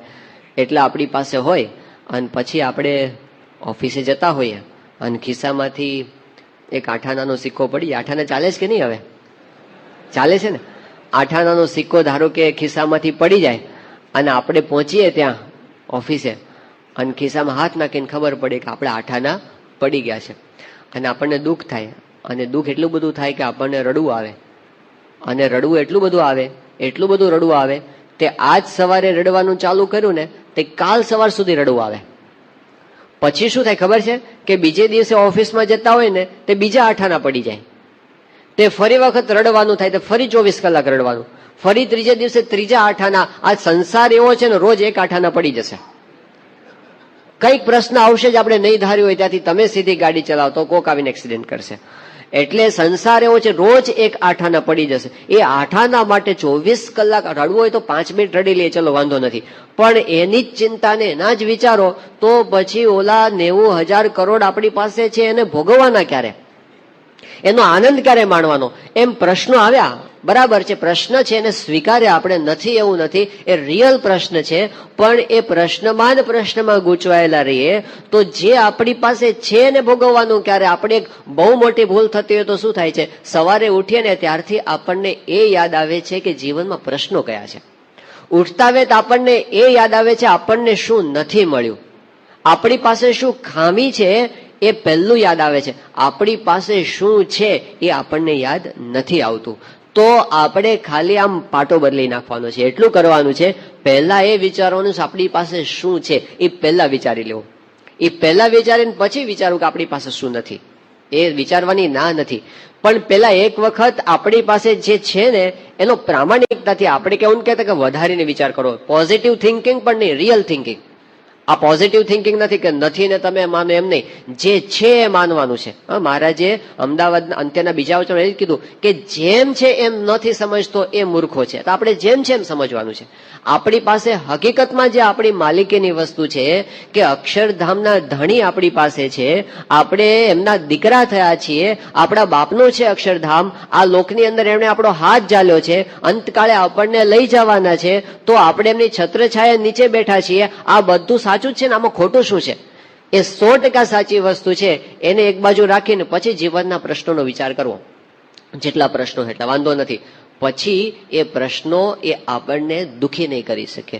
જે આપણે ડિપ્રેશનમાં આવી જઈએ છીએ, ટેન્શનમાં આવી જઈએ છીએ, નાના પ્રશ્નોને આપણે એમ્પ્લિફાય કરીએ છીએ, એ બધું પછી આપણને નહીં થાય. એટલે આપણા પ્રશ્નોને આપણે જેમ વિચારીએ છીએ ને એવી રીતે આપણી પ્રાપ્તિને પણ વિચારવી. દિવસમાં એક સમય એવો રાખવો, એમાં કઈ જાજુ કરવાનું નથી. એમાં ખાલી હવે તમે ધારો કે આમ બહારથી આવ્યા ઘરે અને થાકીને આવ્યા હો, ધારો કે સાંજના 5 વાગે, અને પછી તમે આમ બેસો સોફા ઉપર અને પછી એક ચાનો ઓર્ડર આપો અને ચા આવે એટલી વાર તમારી પાસે ટાઈમ છે એટલે તમે બાજુમાંથી એક કબાટ ખોલ્યું અને કબાટમાં તમારી બધી બેંકની પાસબુક્સ પડી છે આમ, અને તમે આમ પાસબુક કાઢી, પાસબુક કહેવાય ને જેમાં તમારું બધું હોય બેલેન્સ, અને એક બેંક ખોલી આમ દેના બેંક, 25,000 કરોડ રૂપિયા તમારા નામે બોલે છે, તમે બાજુ મૂકી દીધું. બીજું ICICI 50,000 કરોડ બાજુ મૂક્યા. ત્રીજી બેંક કાઢી, કઈ છે? Bank of Baroda 90,000 crore. ચોથી બેંક કાઢી 1.25 લાખ કરોડ. પાંચમી બેંક કાઢી 1.5 લાખ કરોડ. હવે આમાં એ રૂપિયા ક્યાં પડ્યા છે? એ તો બેંકમાં પડ્યા છે ને. તમે આંખથી દેખાય છે તમને સામે, આપણે એને હાથથી સ્પર્શ કરી શકીએ છીએ, પણ મજા આવે છે કે નહીં? ખાલી એને પાસબુકમાં તમે જુઓ છો આટલું આપણી માલિકીનું છે અને થાક ઉતરી જાય. બોલો, ચા પીધા પહેલા થાક ઉતરી જાય. આવું જોઈએ છે ને થાક ઉતરે છે. આમાં બીજું કાંઈ જ કરવાનું નથી. દિવસમાં 2 વખત 3 વખત 4 વખત 5 વખત આપણે આપણી પાસબુક ખોલવાની છે કે આપણી પાસે શું છે. આ આપણને પોતાને મળેલી વસ્તુ છે. વિચાર, વિશ્વાસ, પછીનો વિચાર આ છે. આ 3 સ્ટેપમાંથી આપણે દિવસમાં ઓછામાં ઓછું 2 કે 3 વખત પસાર થવાની નવી ટેવ પાડવાની છે. અને એ ટેવ જો પડશે ને એની પાછળ બીજા બધા આધ્યાત્મિક સાધનો સહજ થઈ જવાના છે. એટલે મહારાજાનો ખૂબ મહિમા કીધો છે કે પ્રાપ્તિનો વિચાર વારંવાર કરવો. જેમ નિષ્કાળ સ્વામી કીધું ને કે માનો મળી છે મોટી વાત હાથ, આવી તેમાં હાર જોરે કરી જતન, દિવસ રાત સુતા બેઠા સંભાર જોરે કરી જતન, દિવસ રાત સુતા બેઠા. આ વાતને સંભાળજો કે માનો મળી છે મોટી વાત, બહુ મોટી વાત મળી ગઈ. સાચો મળ્યો છે સત્સંગ અંગે, અચળ કરી રાખજો રે, રખે ચડે બીજાનો રંગ એવું. ડાપણ દૂર નાખજો રે, લઈ બેઠા છો મોટો લાભ ભેટી. પૂરણ બ્રહ્મને રે, નહીં તો દુઃખનો ઉગત ડાભ માની. લેજો એ મર્મને રે, આજ પામ્યા છો આનંદ વામ્યા. દારૂણ દુઃખને રે, એમ કહે નિષ્કુળાનંદ રખે. મુકતા એવા સુખને રે, કે બહુ જ મોટી પ્રાપ્તિ મને થઈ ગઈ છે. એ વસ્તુનો જેટલો વિચાર હશે ને એટલું એનું જતન પણ થશે, એટલો એનો આપણને કેફ પણ રહેશે. આપણને જે મહારાજના મહાન સંતો અને જે હરિભક્તો એના જીવનમાં જે કેફ દેખાય છે એ લૌકિક કેફ નહોતો, એ આધ્યાત્મિક કેફ, પ્રાપ્તિનો કેફ. આમ કેમ શિદને રહીએ રે કંગાલ રે સંતો, શિદને રહીએ રે કંગાલ. માનો મળી છે મોટી વાત રે સંતો, શિદને માનો મળ્યો મહા મોટો માલ રે સંતો, શિદને રહીએ રે કંગાલ. પછી આપણને ઠપકો ક્યાં આપ્યો કે રાજાની રાણી ભમી ભીખ માગે, હાલે કંગાલ અને હાલ. ઘર લજામણી રાણી જાણી રાજા, ખીજી પાડે એની ખાલ. યોગી બાપા નિરૂપણ કરે છે કે વાઘરણ વેડા કરે, પછી રાણી થયા પછી વાઘરણ વેડા કરે તો રાજાને એ ગમતું નથી. એમ મહારાજે પોતે પણ આપણને વાત કરી. 2 વચનામૃત છે, ગરડા પ્રથમનું 72મું અને વડતાલનું 12મું. આ 2 વચનામૃતમાં મહારાજે એમ વાત કરી કે જેને પ્રગટ ભગવાનનો નિશ્ચય થયો એને કેવો કેફ રાખવો, એને કેવી સમજણ રાખવી. મહારાજ કે એને તો એવો કેફ રાખવો કે જે જીવ ભાવે કરીને મારું દર્શન કરશે અથવા મારી વાત સાંભળશે એનું પણ કલ્યાણ થશે, તો ભલા મારા કલ્યાણમાં શો સંદેહ છે. આવું સમજીને અખંડ આનંદમાં રહેવું. અને પછી મહારાજે ઠપકો આપ્યો કે આવું જો ન સમજે ને તો એને નપુસક જાણવો. હવે તો જો આપણે આવી સમજણ ન રાખીએ ને, આનંદમાં ન રહીએ, એ આપણા માટે ગુનો છે. એમને થાય છે કે આ કેમ આવા શોકની અંદર પોતે રહે છે. એટલે આપણા માટે એક આજ્ઞા થઈ કે હંમેશા પ્રાપ્તિનો વિચાર છે ને એનાથી અંતરમાં ભરેલા ભરેલા રહેવું. અને અંદર જો ભરેલા હશું ને તો બહારની કોઈ વસ્તુ આપણને ડિસ્ટર્બ કરી શકશે નહીં. અને અંદર ખાલી હશું ને તો બહારની નાની નાની વસ્તુ છે ને એ આપણને ડિસ્ટર્બ કરી નાખશે. ઘડીકમાં ફૂલાઈ ગયા, ઘડીકમાં કરમાઈ ગયા. ઘડીકની અંદર આપણે આમ ક્ષણે રૂષ્ટા, ક્ષણે તુષ્ટા, રૂષ્ટા તુષ્ટા, ક્ષણે ક્ષણે. દિવસમાં 10 વખત મૂડ આવે ને 10 વખત જતો રહે. પણ જેને આવી સમજણ આવી ગઈ, આપૂર્યમાણમ અચલ પ્રતિષ્ઠમ સમુદ્રમાપહ પ્રવિશંતિ યદ્વત તદ્વત કામાયમ પ્રવિશંતિ સર્વે સશાંતિ માપનોતિ ન કામ કામી. ગીતાની અંદર સ્થિત પ્રજ્ઞાના શ્લોકની અંદર આ વાત કરી. તો શ્રી કૃષ્ણ ભગવાન કહે છે કે સમુદ્ર આખો આમ છલોછલ ભરેલો હોય, એની અંદર હજારો નદીઓ ઠલવાય ને તો એ સમુદ્ર ક્યારેય છલકાઈ જતો નથી. એમ જે ભરેલો છે, આધ્યાત્મિક સુખથી અંદરથી ભરેલો છે ને, એને ગમે એટલી નદીઓ બહારથી અંદર ઠલવાય એ ક્યારેય છલકાતો નથી કે જરાકની અંદર મને બહુ મળી ગયું, કઈ નહીં. એ અંદરથી ભરેલા ભરેલા રહે છે. પૂજ્ય મહંત સ્વામી પેલા યોગી બાપાનો પ્રસંગ કહે છે, બોચાસણની અંદર જન્મ જયંતિ ઉજવાણી અને એ નિમિત્તે આમ ધામધૂમથી બધું જોરદાર પહેલી વખત આમ નીકળ્યો હોય એ વખતની દ્રષ્ટિએ બહુ મોટી ભવ્ય નગરયાત્રા નીકળી. અને નગરયાત્રા ફરીને જયારે મંદિર આવ્યા અને યુવકોએ બાપા પાસે કીધું, બાપા ભવ્ય નગરયાત્રા નીકળી. યોગી બાપા શું બોલ્યા ખબર છે કે શાસ્ત્રીજીમાં જ મળ્યા એટલે ખરેખરો આનંદ છે. હવે મહંત સ્વામી વિચારવા પડી ગયા કે આપણે વાત નગર યાત્રાની કરતા હતા ને યોગી બાપા શું બોલ્યા કે શાસ્ત્રીજીમાં જ મળ્યા ને એનો અમને આનંદ છે. એટલે પેલી નગર યાત્રા એમના આનંદમાં વધારો કરી શકતી નથી. એટલું બધું હોય. આનંદ સ્વામી એક પ્રસંગ કીધો હતો કે 1996ની સાલમાં જયારે સ્વામીશ્રી પોતે અમેરિકા પધાર્યા અને એ વખતે ન્યુયોર્કની અંદર મેનહટનની અંદર રેડિયો સિટી હોલ છે, જે અમેરિકાના સૌથી વધુ પ્રસિદ્ધ હોલની અંદર એક ગણાય છે ને જે બધી આમ ટોપ લેવલની ઇવેન્ટ હોય ને એની અંદર યોજાય એવો આમ બહુ પ્રેસ્ટિજિયસ હોલ છે. તો એની અંદર ત્યાંના સત્સંગ મંડળીઓ આયોજન કર્યું હતું કે સ્વામી બાપાનું ભવ્ય સન્માન આપણે કરવું છે. અને ખરેખર બહુ અદભુત આયોજન એ વખતે થયું હતું અને આખો 3 કલાકનો કાર્યક્રમ બહુ જ સુંદર આમ તૈયાર થયો હતો. અને આમ આખડે ઠઠ બધું આખો ચિક્કાર ભરાઈ ગયો હતો હોલ. અને સ્વામીશ્રી આ પધારે પેલા આખો કાર્યક્રમ તો એની પહેલા સ્ટેજ પર ચાલુ થઈ ગયો હતો.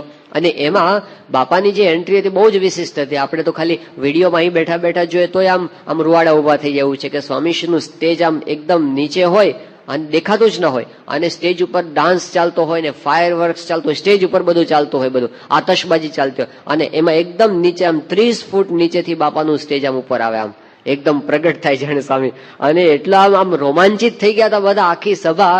એ આખો કાર્યક્રમ બહુ અદભુત થઈ ગયો, અને એ પૂરો થયો ને આ બધાને એમ થયું વિવેક સાગર સ્વામી જેવાની આંખમાં આંસુ આવી ગયા કે આવું સન્માન તો આપણે બાપાનું કોઈ દાડો જોયું નથી. એટલું ભવ્ય સન્માન થયું. અને પછી સ્વામી તરત આમ બહાર નીકળતા હતા અને લિફ્ટમાં બેસવા ગયા, એ વખતે આનંદ સ્વરૂપ સ્વામી ત્યાં ઉભા હતા. હવે એમણે પોતાનું ઓબ્ઝર્વેશન એને વાત કરેલી સંતોની શિબિરની અંદર. એ કે બાપાને એ વખતે આપણે જોઈએ તો સ્વામીના મુખારવિંદ પર કેવા ભાવ હતા. એ કે કોઈ અબજોપતિ માણસ હોય, અબજોપતિ જેની મિલકત ગણાય નહીં એવી, અને એની પાસે કોઈ ભેટમાં 100 રૂપિયાની નોટ મૂકે અને એને કેટલો આનંદ હોય. એ કે એટલો આનંદ હતો એમને. એ ક્યારે એનાથી કે મને બહુ મળી ગયું. આપણે જોઈએ છે જન્મ જયંતિના સ્ટેજ પર બાબા બેઠા હોય ને આમ છલકાઈ ન જાય પોતે, અને ક્યારેય કરમાઈ પણ જતા નથી. તેનું કારણ આ છે, અંદરથી ભરેલા હોય ને એને બહારની વસ્તુ છલકાવી કે સંકોચી શકતી નથી. તો આપણે પણ એમના થયા આ વસ્તુ શીખવાની એમની ઈચ્છા રહે છે કે તમે બધા પ્રાપ્તિના આનંદથી ભરેલા રહો. આમાંથી ઘણા બધા પ્રસંગના સાક્ષી હશે જેને પ્રત્યક્ષ દર્શન કર્યા હશે. 97ની સાલમાં બાપાની જન્મ જયંતિ આગળ ઉજવાતી હતી.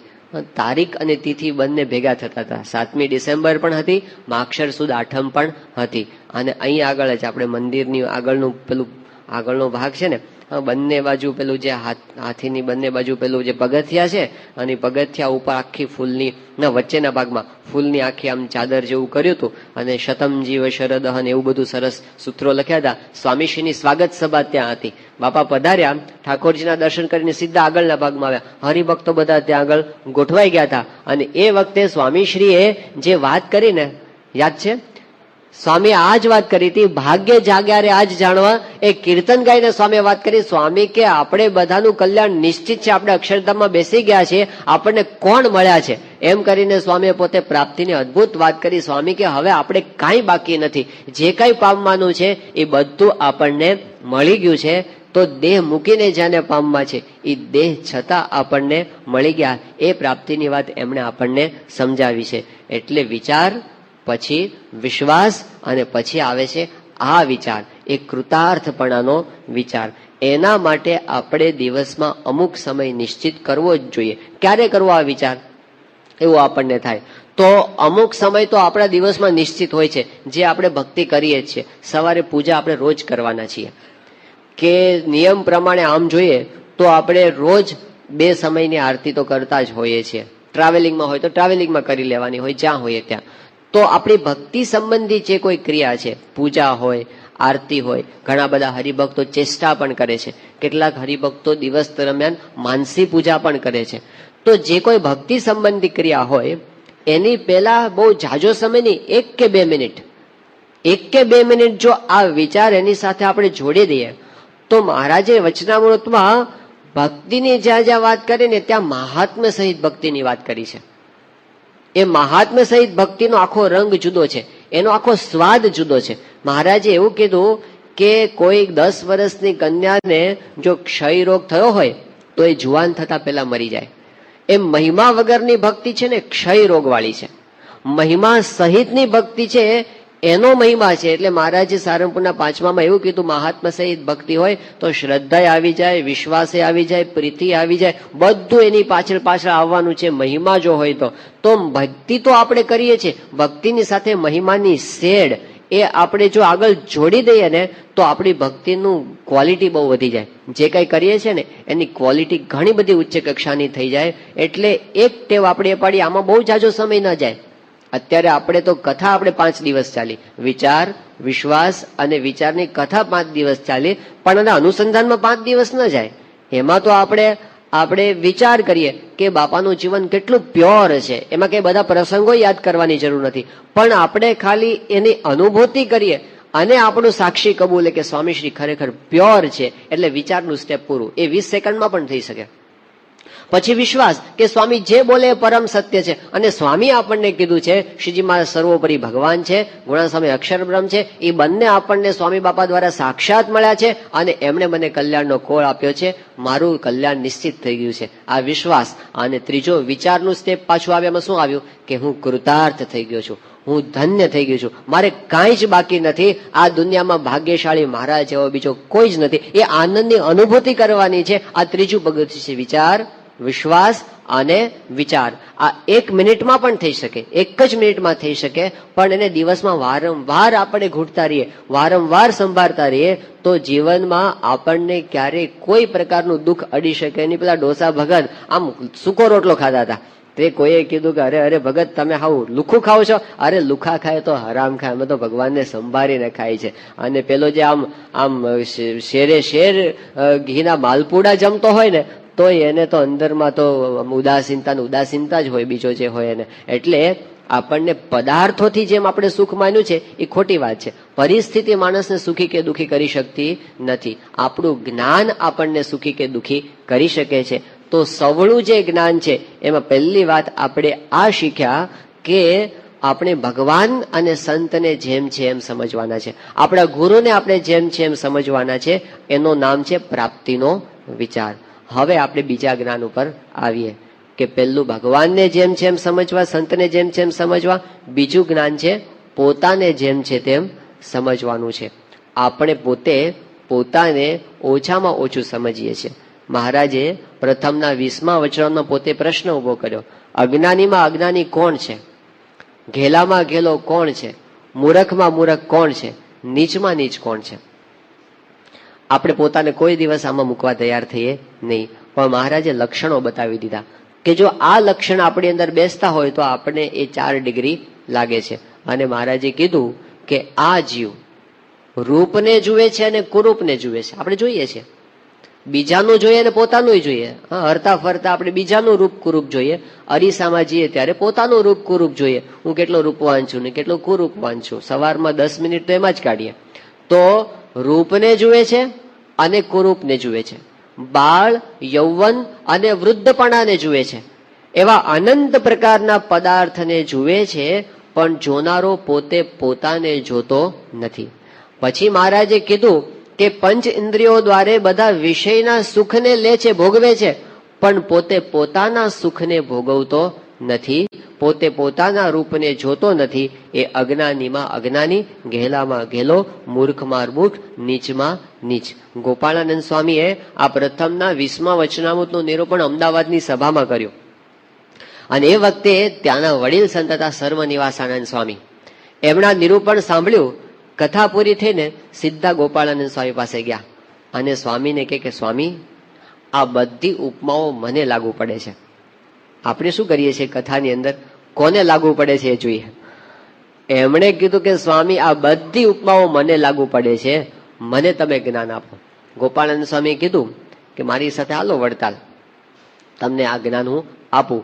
એ વખતે સર્વનિવાસાનંદ સ્વામી બહુ સારા સંત હતા.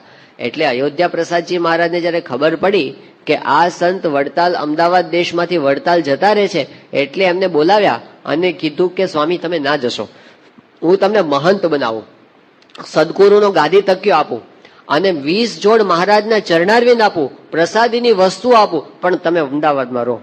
એ કે મારે ચરણારવિંદની જોડો જોતી નથી, મારે આ અજ્ઞાનીનું જે લેબલ મને લાગ્યું છે ને મહારાજે આપ્યું છે એમાંથી મારે બહાર નીકળવું છે. ગોપાળાનંદ સ્વામી નહીં રાખો તો હું રહું. ગોપાળાનંદ સ્વામી તો 2 દેશમાં જવું પડે ને ક્યાંથી રાખી શકે. એટલે સર્વનિવાસાનંદ સ્વામી બધું છોડીને નીકળી ગયા. તો ગુણાતીતાનંદ સ્વામી સર્વનિવાસાનંદ સ્વામીના વખાણ કર્યા. એમણે કીધું કે સંસારનું બંધન તો શું, પણ એના કરતા અનંત ગણું મોટું બંધન કાપી અને સર્વનિવાસાનંદ સ્વામીએ મોટાનો સમાગમ કર્યો. અને એમણે ગોપાળાનંદ સ્વામી થકી આ જ્ઞાન એમને સિદ્ધ કર્યું. તો અજ્ઞાનીમાં અજ્ઞાની, ઘેલામાં ઘેલો, મૂર્ખમાં મૂર્ખ અને નીચમાં નીચ, આવી ઉપમા મહારાજ આપે છે દેહાભિમાનીને.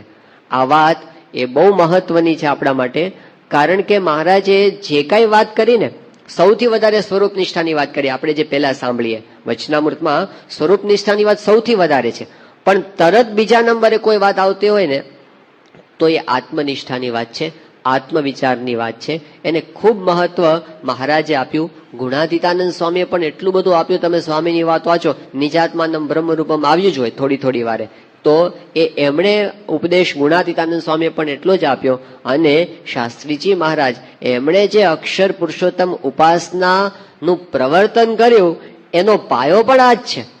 કે દેહ ભાવથી મુક્ત થઈ અક્ષર રૂપ થઈને પુરુષોત્તમની ઉપાસના કરવી. બાકી એક વસ્તુ નિશ્ચિત છે, એમણે આપણો હાથ પકડ્યો છે, છોડવાના નથી. એ ચોક્કસપણે આપણને છેક સુધી પાર પાડશે, પણ સાથે એ પણ નક્કી છે કે શુદ્ધ કર્યા વગર નહીં લઈ જાય અક્ષરધામમાં. એટલે એ કોર્સ સિલેબસમાંથી તો પસાર કરશે. સ્વામી કે કાં તો અષ્ટાંગ યોગ અને કાં તો રોગ, એ વિના અંતરનો મેલ જાય નહીં. એટલે એને શુદ્ધ તો કરશે જ ગમે તેમ કરીને. આપણા બધા સ્વભાવો એમને ટાળવા જ છે. મહારાજે મધ્યના 45માં વચનામાં કીધું ને, મહારાજ કે તમે બધા જે મારા કહેવાયા છો એમાં મારે તલ માત્ર કસર રહેવા દેવી નથી. આ એમનો સંકલ્પ છે અને એ સંકલ્પ સિદ્ધ કરે જ છોડવાના છે, એ વિના છોડવાના નથી. એ પણ એક હકીકત છે. તો આપણે એમાં ભળી જવું પડે. આપણે સ્વભાવને એટલું બધું પ્રાધાન્ય ન આપી દઈએ કે પછી આપણે સત્પુરુષનું વચન પણ આપણને ન મનાય. સ્વભાવ છોડવા કઠણ છે, વાત સાચી, પણ આપણે એટલું વલણ રાખીએ ને કે આપણે માનને વશ નથી થવું, ઈર્ષાને વશ નથી થવું, હઠને વશ નથી થવું. હવે આ સ્વભાવ એ આપણને બધે જ નડે છે. સત્સંગમાંય નડે છે, આપણા પરિવારમાંય નડે છે, અંદરના સંબંધની અંદર આપણને નડે છે. શું? આ જ વસ્તુ.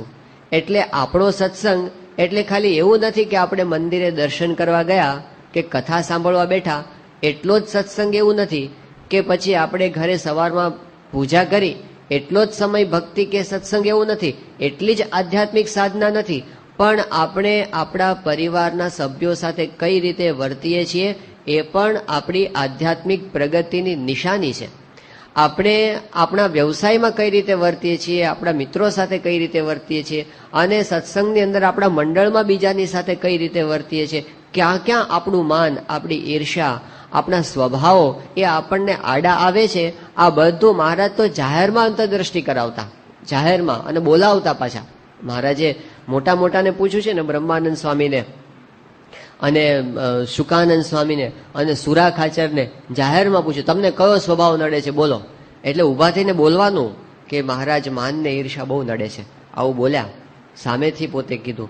પેલા પંચાળાની આપણા પંચાળના 3જા વચનામૃતની અંદર મુનિ બાવાએ પણ મહારાજને જાહેરમાં પ્રશ્ન પૂછ્યો, મહારાજ ભગવાનનો નિશ્ચય થયો છે પણ માનને ઈર્ષા કેમ રહી જાય છે, એ કેમ ટળતા નથી?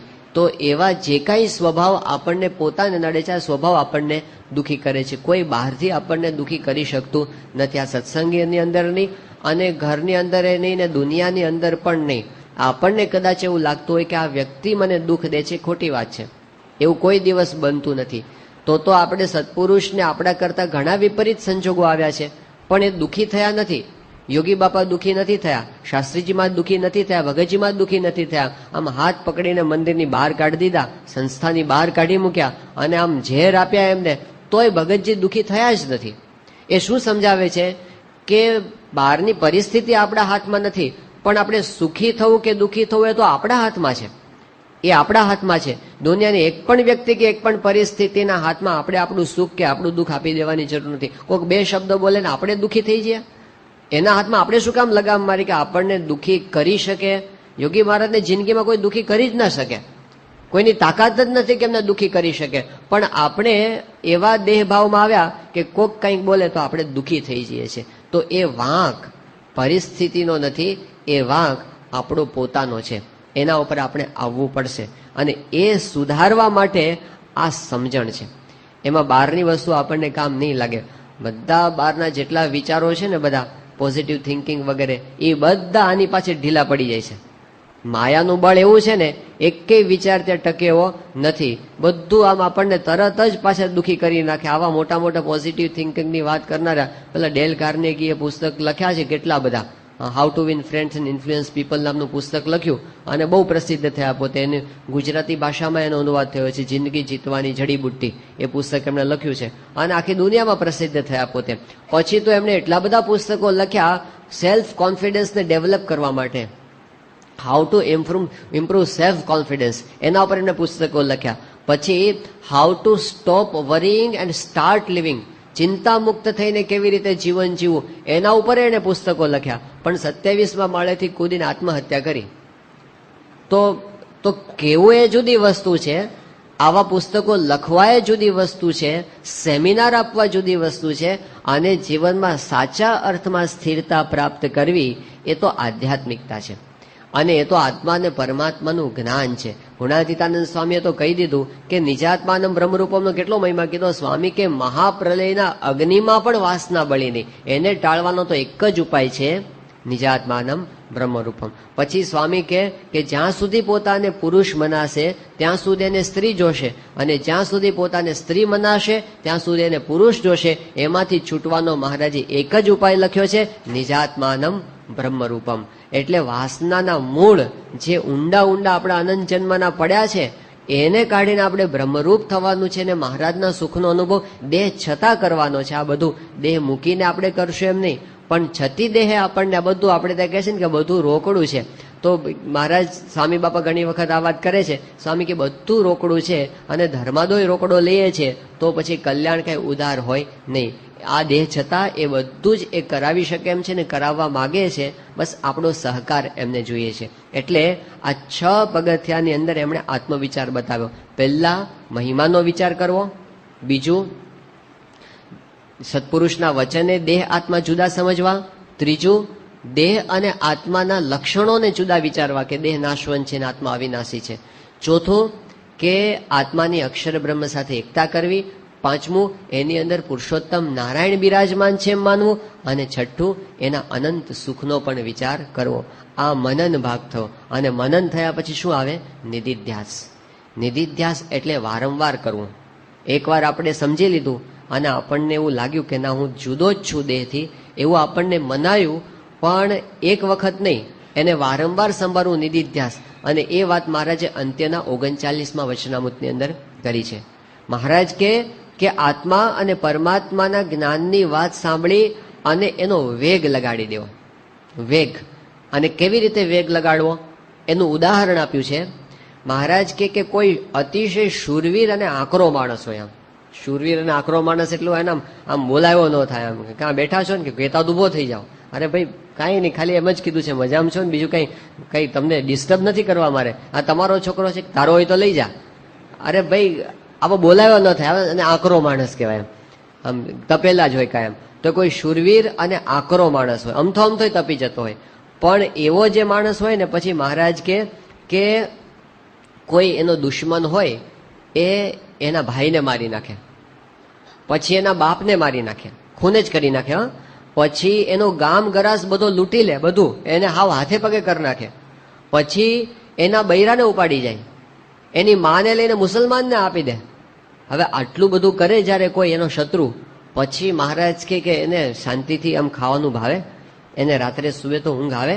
મહારાજ કે રાત દિવસ સૂતા બેઠતા ઉઠતા એને એમ જ થાય કે આને પધાવી દો, આનું વેર ક્યારે લો, એવો જ એને વિચાર આવ્યા કરે. એવો મહારાજ કે એને જેવો વેગ લાગે છે ને રાત દિવસ એને એનું એ સાંભળ્યા કરે, એ જ વિચાર આવ્યા કરે. એમ મહારાજ કે એવો આત્મા ને પરમાત્માનો વેગ લગાડી દેવો, એને આ જ્ઞાન સિદ્ધ થાય છે. એટલે કેટલું મહારાજ એકદમ આમ આપણને વિઝ્યુલાઇઝ કરીને આપ્યું કે આવી રીતે આપણે એની પાછળ પડી જવાનું છે. કારણ કે મહારાજે કીધું કે કોઈ જગ્યાએ પાણીનો ઘડો ઢોળીએ, પ્રથમનું 23મું વચનામૃત, કે આજે આપણે પાણીનો ઘડો ઢોળીએ, પછી બીજે દિવસે ઢોળીએ તો આગલા દિવસનું પાણી આગલા દિવસે સુકાઈ જાય, પાછલા દિવસનું પાછલે દિવસે સુકાઈ જાય. પણ આંગળી જેવી જો પાણીની સેર એ સતત ચાલતી રહે ને તો ત્યાં આગળ પાણીનો ધરો ભરાય છે. એમ સાતત્યની જરૂર છે કે એક દિવસ આત્માનો વિચાર કરો, 6 મહિને બીજી વાર કરીએ, કે પછી વરસ દાડે બીજી વાર કરીએ, એમ નહીં.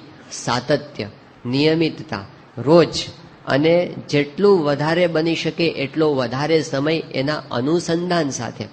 મહારાજે મધ્યના 60મા વચનામૃતમાં જે વાત કરી છે, અનુસંધાન શબ્દ વાપર્યો છે.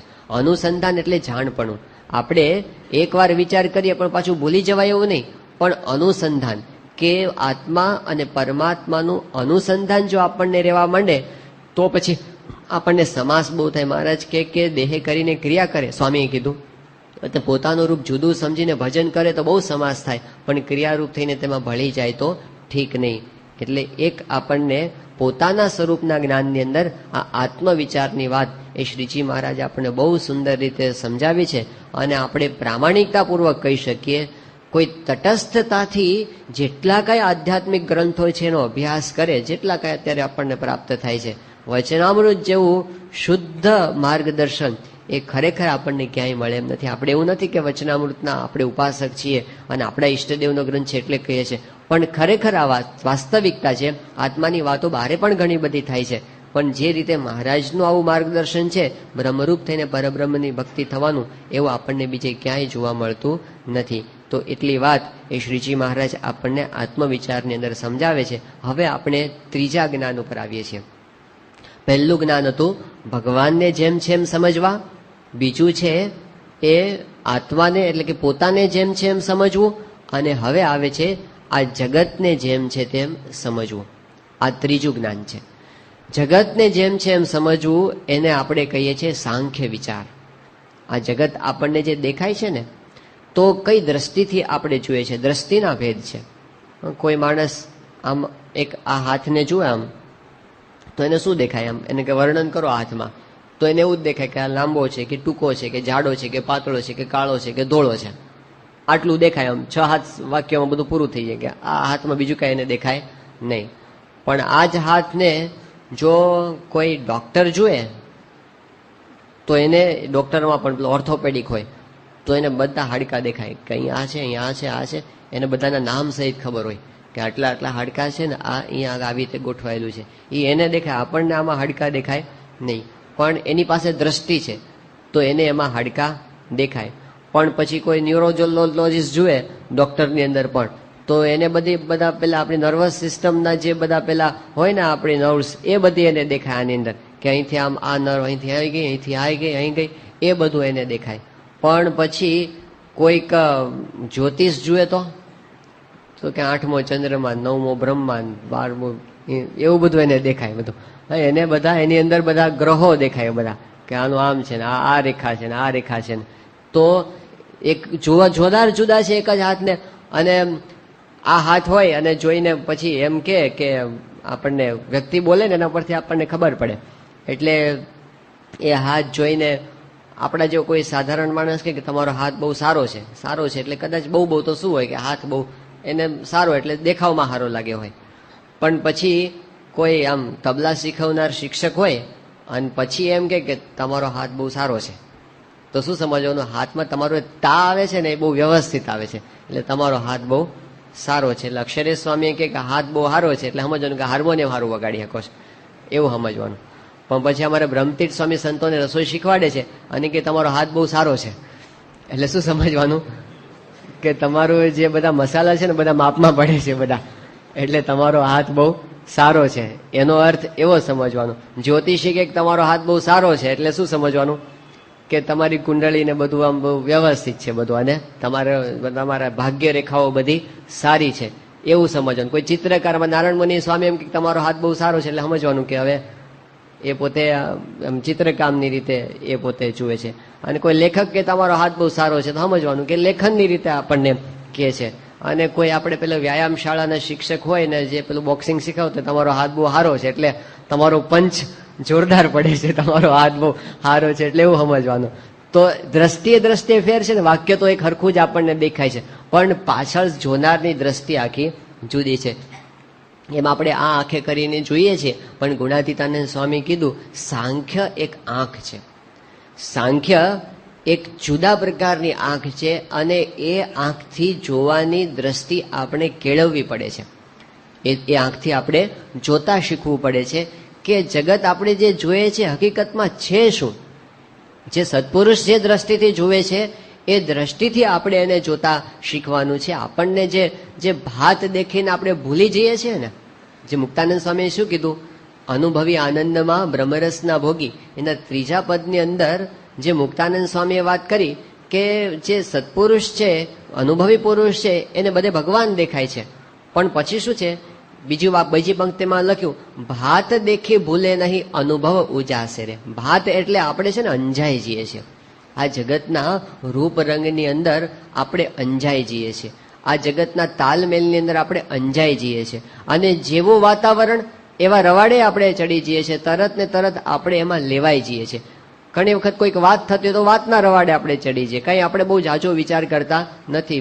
સ્વામીએ તો કીધું કે હરેક વાત સાંભળીને એ આકારે થઈ જાય એવી કોઈ મોટી ખોટ નથી, કે આની જાહેર ખબર વાંચે થાય કે હાલો આપણે આ લઈ લઈએ, આની જાહેર ખબર સાંભળી કે હાલો આ લઈ લઈએ, જેનું સાંભળીએ ને એની અંદર આપણે સ્થિરતા નથી આપણી અંદર, તો સાંખ્ય એક એવી સ્થિરતા આપણને આપે છે, આપણને મેચ્યોરિટી આપે છે, સાંખ્ય દ્રષ્ટિ છે.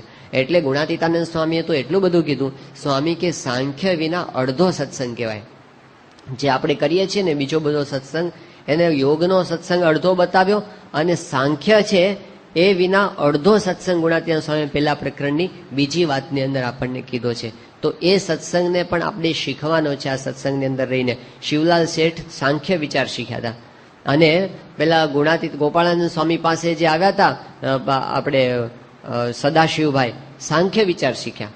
ગુણાતીતાનંદ સ્વામી પાસે રહ્યા ને એ પોતે, અરે ગોપાળાનંદ સ્વામી પાસે આવ્યા કે ખંભાતમાં મેં મોટી હવેલી બાંધી છે, ઉદઘાટન કરવા માટે આવો. ગોપાલ સ્વામી કે અઠવાડિયું રોકાવો અહીંયા આગળ.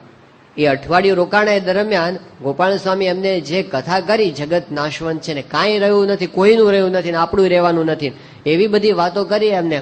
તે હૈયામાંથી પછી પેલું બહુ ઓહો મેં આવી હવેલી બનાવી છે ને એમાં આપણે રહેશું ને જલસા કરશું ને આખી જિંદગી મહેનત કરીને જે કમાણી કરી હતી આપણે હવેલીમાં નાખી છે ને એવું બધું એમને હવેલી હવેલી હવેલી થતું હતું ને. ગોપાલ સ્વામી કે અઠવાડિયું રોકાવ.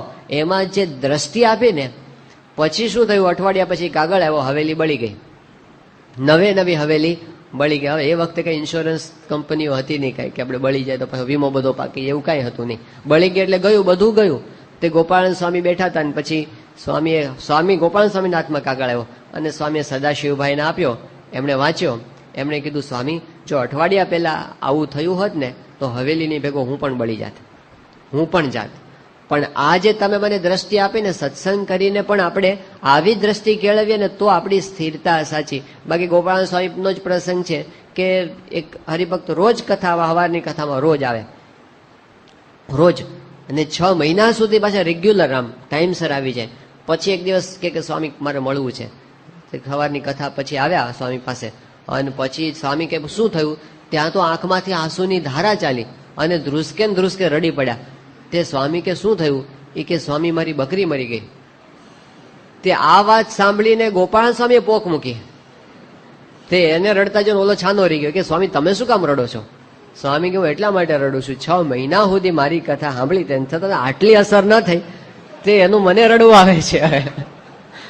તો આપણે જે કઈ સત્સંગ કરીએ છીએ એનું ફળશ્રુતિ શું કે આપણે સ્થિરતા કેળવી શકીએ. અને આપણા હરિભક્તોના જીવનમાં આ સમજણ સત્સંગથી આવેલી આપણને દેખાય છે. એકનો એક દીકરો ધામમાં જતો રહે અને છતાં પણ આમ થડકાટ ન થાય અને ખાલી દેખાડવા પૂરતું નહીં, એ અંતરથી પોતે સ્થિરતા રાખી શકે, આ જ્ઞાન છે. બાકી આ સંસારમાંથી તો બધાને જવાનું છે. એકવાર મરનારાને શીદ રડો છો, રડનારા નથી રહેવાના, તોપને મોઢે તુંબડા તે સર્વે ઉડી જવાના. એ આપણું જ્ઞાન છે અને હકીકત છે, વાસ્તવિકતા છે, એમાં ક્યાં કાંઈ આપણે બનાવટ છે, એ જેમ છે એમ વાત છે. તો એ વસ્તુને આપણે જાણીએ છીએ પણ ટાણે આપણને રહેતું નથી. સત્સંગ કરીને સાંખ્યની દ્રઢતા કરવાની વાત એ મહારાજ આપણને શીખવાડે છે. તો સાંખ્ય વિચારમાં એક દ્રઢતા શું છે, પહેલામાં પહેલું આ નાશવંતપણાનો વિચાર, કે જે કાંઈ આપણને ઉત્પન્ન થયેલું દેખાય છે એ બધાનો એકવાર નાશ થવાનો નિશ્ચિત છે.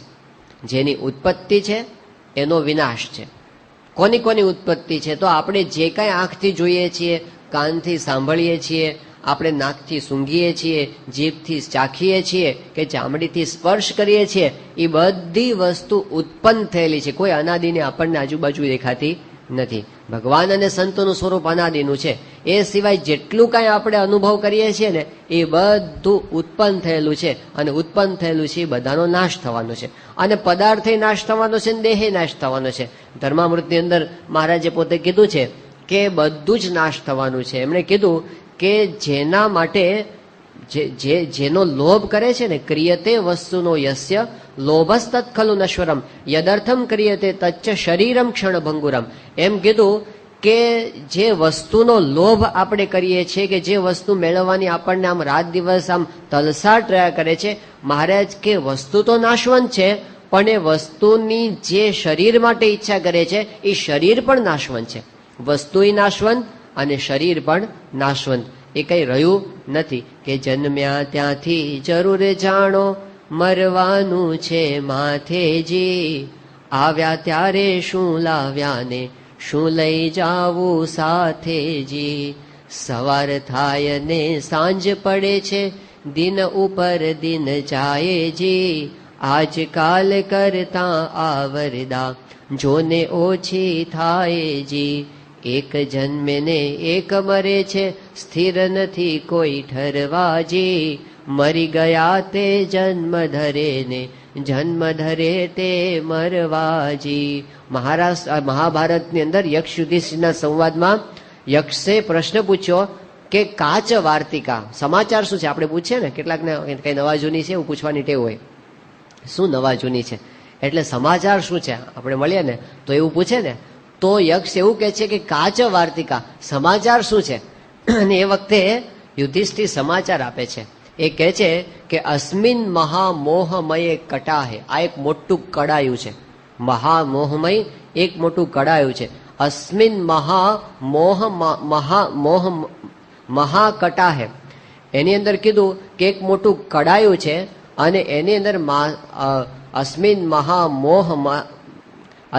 મહામોહમય કટાહે, એની અંદર સૂર્યાગ્નિના રાત્રિ દિવેંધનેન માસરતુ દર્વી પરિઘટ્ટનેન ભૂતાની કાલ પચતીથી વાર્તા.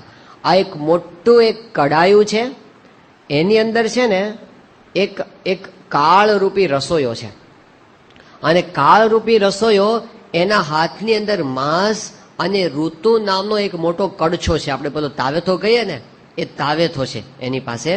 અને સૂર્ય અને રાત અને દિવસ એ નામને ઈંધન છે, અને સૂર્ય અને અગ્નિ, સૂર્ય અને ચંદ્ર નામનો એક અગ્નિ છે, અને એનાથી પોતે કાળરૂપી રસોયો છે ને એ બધાને પકાવે છે. આખું જેટલા સંસારમાં બધા જીવો છે ને બધા એને બધાને પકાવે છે. આ સમાચાર છે, આ તાજા સમાચાર એમણે આવા આપ્યા. હવે એ સમાચાર સાચા છે કે ખોટા છે? રોજ 50,000નો ગાણ કાઢે છે, રોજ નીકળે જ છે. અને આપણને એમ કે આપણે તરી જઈએ જરા આમ ખસી આવશે જ, લાઈનમાં છે જ. એટલે આપણે આ શરીર લઈને બેઠા છીએ, એક વખત શરીર ગયું એટલે બધું જ ગયું. એટલે આપણે જે કંઈ કર્યું બધું શરીર ગયું એટલે આખું બદલે ને બધું પડ્યું હોય તો આપણે શું કામનું? જેમ પેલી ડોશીમાં તણાતી હતી આખી, અને પછી તણાતા શું બોલે? જગ તણાય જગ તણાય જગ તણાય. એટલે બધા કોકે જઈને બધા જુવાનીઓ બધી ખેંચીને બહાર કાઢી તણાતી હતી. ડોશીમાં કેમ તમે આ જગ તણાયું બોલતા હતા? એ કે હું તણાવું પછી જગ તણાયેલું જ છે ને. આ દુનિયામાં બધું ગયું, હું જાઉં એટલે બધું શું આપણા માટે છે? સ્વામી કે 100 વર્ષ પહેલા નાતમાં કોઈ નહોતું અને 100 વર્ષ પછી કોઈ રહેવાનું નથી. આ તો વચમાં મોહ વળગ્યો છે આપણને, વચમાં મોહ. 100 વર્ષ પછી એ આપણને આમાંથી કંઈ દેખાવાનું નથી. આપણે જેટલા બેઠા છીએ ને એટલે આવતે જયારે 2110ની સાલમાં, આજે 2010 ચાલે છે ને, 2110ની સાલમાં જયારે વચનામૃતની આંતરિક સાધના ઉપર જયારે પારાયણ ચાલતું હશે શ્રાવણ મહિનાની અંદર, આવી જ રીતે 16મી ઓગસ્ટનો દિવસ હશે 2110નો, અને સવારના 9 વાગ્યાનો સમય થયો હશે, આવી જ રીતે પારાયણ ચાલતી હશે ને આપણે તો બેઠા છીએ. કદાચ 50,000ની સવારની સભા થઈ હશે એ વખતે, પણ એ વખતે આપણે જેટલા બેઠા ને એમાંથી કોઈ નહીં હોય. ગેરંટી છે ને આપણને બધાને, જેટલા બોલનારા અને સાંભળનારા બધા, આપણે કોઈ આ દેહમાં રહેવાના નથી. 100% આપણે જવાના જ છીએ. અને એટલું જો નિશ્ચિત છે તો પછી આ શરીર ક્યાં બહુ લાંબો સમય છે? આ 50 વર્ષ કે 100 વર્ષ બહુ લાંબો સમય ના કહેવાય, બહુ ઓછો સમય છે. આપણે જો એક પ્રયોગ કરીએ, બધા હવે લગભગ બધા 50 સુધી પહોંચી ગયા છીએ ને, આપણે બધા કેટલા 50 સુધી પહોંચી ગયા છીએ ને? 50. તો હવે કેટલા બાકી રહ્યા? લો, આપણે 40 રાખો, 40 ઓછા રાખો. તો એક 40 જતા રહ્યા આપણને કઈ ખબર પડી નહીં. તો જેમ 40 ગયા એમ બીજા, અને બીજા ગયા એમ ત્રીજા, કઈ ખબર નહીં પડે. આમ ફટ દઈને બધું પસાર થઈ જવાનું છે. તો સંસાર છે ને એ આટલો સ્પીડમાં જાય છે. બ્રહ્માને એક પલકારામ 666 જતા રહે છે. તો આપણને તો બધાની ગેરંટી છે કે એટલું તો આપણે જીવવાના નથી જ. તો એટલામાં તો આપણે બધા અક્ષરધામમાં જ બેસી જવાના છીએ. તો પછી આ લોકનું થોડોક કાળ માટે શું? સ્વામીએ તો પોતે ગણતરી કરાવી છે બધી, છેક પ્રકૃતિ પુરુષ સુધી. સ્વામી કે બ્રહ્માના એક દિવસની અંદર 1000 ચોકડી પસાર થઈ જાય. અને કેવી ચોકડી ખબર છે? આપણું જે કળિયુગ છે એના 4,32,000 વર્ષ છે. કળિયુગના કેટલા? 4,32,000 વર્ષ. હવે 4,32,000 વર્ષમાંથી હજી ખાલી 5452 વર્ષ જ ગયા છે. હજી તો બાકીના કળિયુગના બાકી છે. એવો એક કળિયુગ હવે કળિયુગના 4,32,000, પછી એના કરતા ડબલ છે એ ત્રેતા યુગના, એના કરતા ડબલ દ્વાપર યુગના છે, એમાં 4,32,000 ઉંમર એટલા એ ત્રેતા યુગના છે, એમાં 4,32,000 ઉંમર એટલા સતયુગના છે, અને ટોટલ ગણો ને 43,20,000 વર્ષની એક ચોકડી થાય છે. 4 યુગ ભેગા થાય ને એટલે કેટલા? 43,20,000 વર્ષની એક ચોકડી થાય. એવી 71 ચોકડી પસાર થાય ને, 71 સાયકલ પસાર થાય, એક એક ચોકડી આખી, એ 71 ચોકડી પસાર થાય એટલે એક ઇન્દ્ર થાય. અને એવા 14 ઇન્દ્ર છે એ બ્રહ્માના એક દિવસમાં પસાર થઈ જાય. 14 ઇન્દ્ર એ બ્રહ્માના એક દિવસમાં પસાર થઈ જાય. એ જેટલો દિવસ એટલી જ બ્રહ્માની પાછી રાત. અને એવા બ્રહ્માના 100 વર્ષ પૂરા થાય ને ત્યારે આ બ્રહ્માંડની આવરદા પૂરી થાય. એક બ્રહ્માંડની આવરદા, એ તો ખાલી એક બ્રહ્માંડની આવરદા. પણ પછી એનાથી આગળ વધીને આ તો પ્રાકૃત પ્રલયમાં કીધો. અને આત્યંતિક પ્રલય થાય ને ત્યારે તો બધા નાશ પામે, એક બ્રહ્માંડ નહીં, બધે બધા બ્રહ્માંડો નાશ પામી જાય. હવે એમાં આપણી 50, 60, 70, 80, 100 વર્ષની આવરદા એ તો કાંઈ ગણતરીમાં નથી, કાંઈ જ નથી. તો થોડીક વારમાં આંખના પલકારા જેવું જ છે. આમ તો વીજના ઝબકારાથી વધારે એ કાંઈ આપણી આવરદા નથી. તો પહેલો એક વિચાર એ છે નાશવંતપણાનો વિચાર, બહુ શાંતિ થઈ જાય. જો આટલે આપણને ધીરજ આવી જાય ને કે બહુ ઝાઝો સમય નથી, આ થોડોક સમય માટેનું છે, એવી જો આપણને ધરપત આવી જાય ને તો આપણને ઘણી શાંતિ થઈ જાય. કે આપણે જેમ થોડોક સમય માટે આપણે ઘરે મહેમાન આવ્યા હોય અને પછી હવે મહેમાનનો કોઈકનો સ્વભાવ સારો ન હોય, પણ આપણને શું હોય, હવે 2 દાડા છે ને, આપણે કંઈ ઝઘડો એની હારે કરીએ કે હવે 2 દાડામાં બધું પછી હવે જતા જ રહેવાના છે ને, ક્યાં કંઈ. હવે એ 2 દાડાના જે મહેમાન છે ને એમાં આપણે જે ઘરમાં જેટલા ભેગા થયા છે કેવા છે, એવું જ છે ને. આમ તો એક લાંબા સમયનું સપનું છે, સમજો ને, પેલું થોડા સમયનું અને આ લાંબા સમયનું સપનું. પણ અંતે તો એ જતું જ રહેવાનું છે. એટલે આપણે એક નાશવંતપણાનો ટેમ્પરરી છે એવો વિચાર આવી જાય ને આપણે આ લોકમાં. એટલે ગુણાતીતાન સ્વામી એક સરસ વાત શું કરી કે ઘરમાં રહેવું હોય કેવી રીતે રહેવું? બસ આપણે મહેમાન છીએ, કોકને ઘેર મહેમાન થઈને ગયા હોઈએ અને એને ઘેર જો મીઠું ઓછું વધારે પડી જાય તો આપણે કાંઈ ઝઘડો કરતા નથી. સમજવાનું આપણે મહેમાન થઈને આવ્યા છીએ અને પાછું જતા રહેવાનું, શું કામ આપણે બગાડવું? અને આપણને એવું નિશ્ચિત થઈ જાય કે આજે 16મી તારીખ છે અને આવતા સોમવારે સવારે 9 વાગે આપણે ધામમાં જવાનું છે, એવું આપણને ખબર પડી જાય પાક્કી. બાપા આપણને કહી દે, કાનમાં બોલાવીને, હું તમને સવારે 9 વાગે લઈ જવાનું છું સોમવારે ધામમાં, આવું આપણને પાક્કું થઈ જાય. પછી આપણે કોઈ આપણને કંઈ બોલી જાય ઘરમાં કે કંઈક પ્રશ્ન થાય, આવા દો ને એક અઠવાડિયા માટે, ક્યાં હવે ઝઘડા કરવા? આપણને કેટલું આમ થઈ જાય કે હવે થોડોક સમય જીવવું છે અને શું બધાને આપણે મળી લઈએ કે ભાઈ બોલું ચાલ્યું માફ કરજો ને, હવે કાંઈ આપણે ક્યાં જાજો સમય જિંદગીમાં ભેગા રહેવું છે, હું જાઉં છું હવે, એટલે બધા રાજી રહેજો, એવું આપણે બધાને મળીને કહી દઈએ ને કે બધા કોઈની સાથે આપણને કાંઈ પ્રશ્ન થતો નથી. આપણું મન મોટું થઈ જાય છે. પછી કદાચ કોઈક આપણે શહેરની અંદર કોઈ રસ્તામાં ખાડો હોય તો આપણને હવે પછી બહુ નજરમાં ન આવે કે હવે આ શહેરે છોડવાનું જ છે ને. અત્યારે તો આપણને રોજ જ્યારે રસ્તામાં પેલા ખાડા જોઈએ ને આપણે ડિસ્ટર્બ થઈ જઈએ કે ક્યારે સુધરે આ ખાડા, ક્યારે રસ્તા આપણા આ સુધરે તે મંદિરે જતા આવતા આપણને રોજ નડતા હોય ને તો આપણે રોજ ડિસ્ટર્બ થઈએ છીએ. આપણે શહેરના વાતાવરણથી, આપણા ઘરના વાતાવરણથી, આપણા દેશના વાતાવરણથી, આપણા દુનિયાના વાતાવરણથી કેટલી બધી બાબતમાં આપણે ડિસ્ટર્બ થઈએ છીએ. આ સાંખ્ય વિચાર આપણને ડિસ્ટર્બ થતા અટકાવી દે છે. એટલે એક આપણને સ્થિરતા આપે છે, મોટી દ્રષ્ટિ આપણને આપે છે. તો એક છે નાશવંતપણાનો વિચાર. અને સાંખ્યની અંદર બીજો ભાગ આવે છે દોષ દ્રષ્ટિ, વિષય પ્રત્યેની દોષ દ્રષ્ટિ. આની વાત પણ મહારાજે વારંવાર કરી છે કે જે કાંઈ આપણને આસક્તિ થાય છે એમાં આપણને સારપ મનાણી છે, એને આપણે બહુ દુર્લભ માની લીધું છે ને એટલે આપણને એની અંદર આસક્તિ થાય છે. પણ દોષ દ્રષ્ટિ આપણને થઈ જાય તો એમાંથી વૃત્તિ આપણી પાછી વળે. કે કઈ દોષ દ્રષ્ટિ?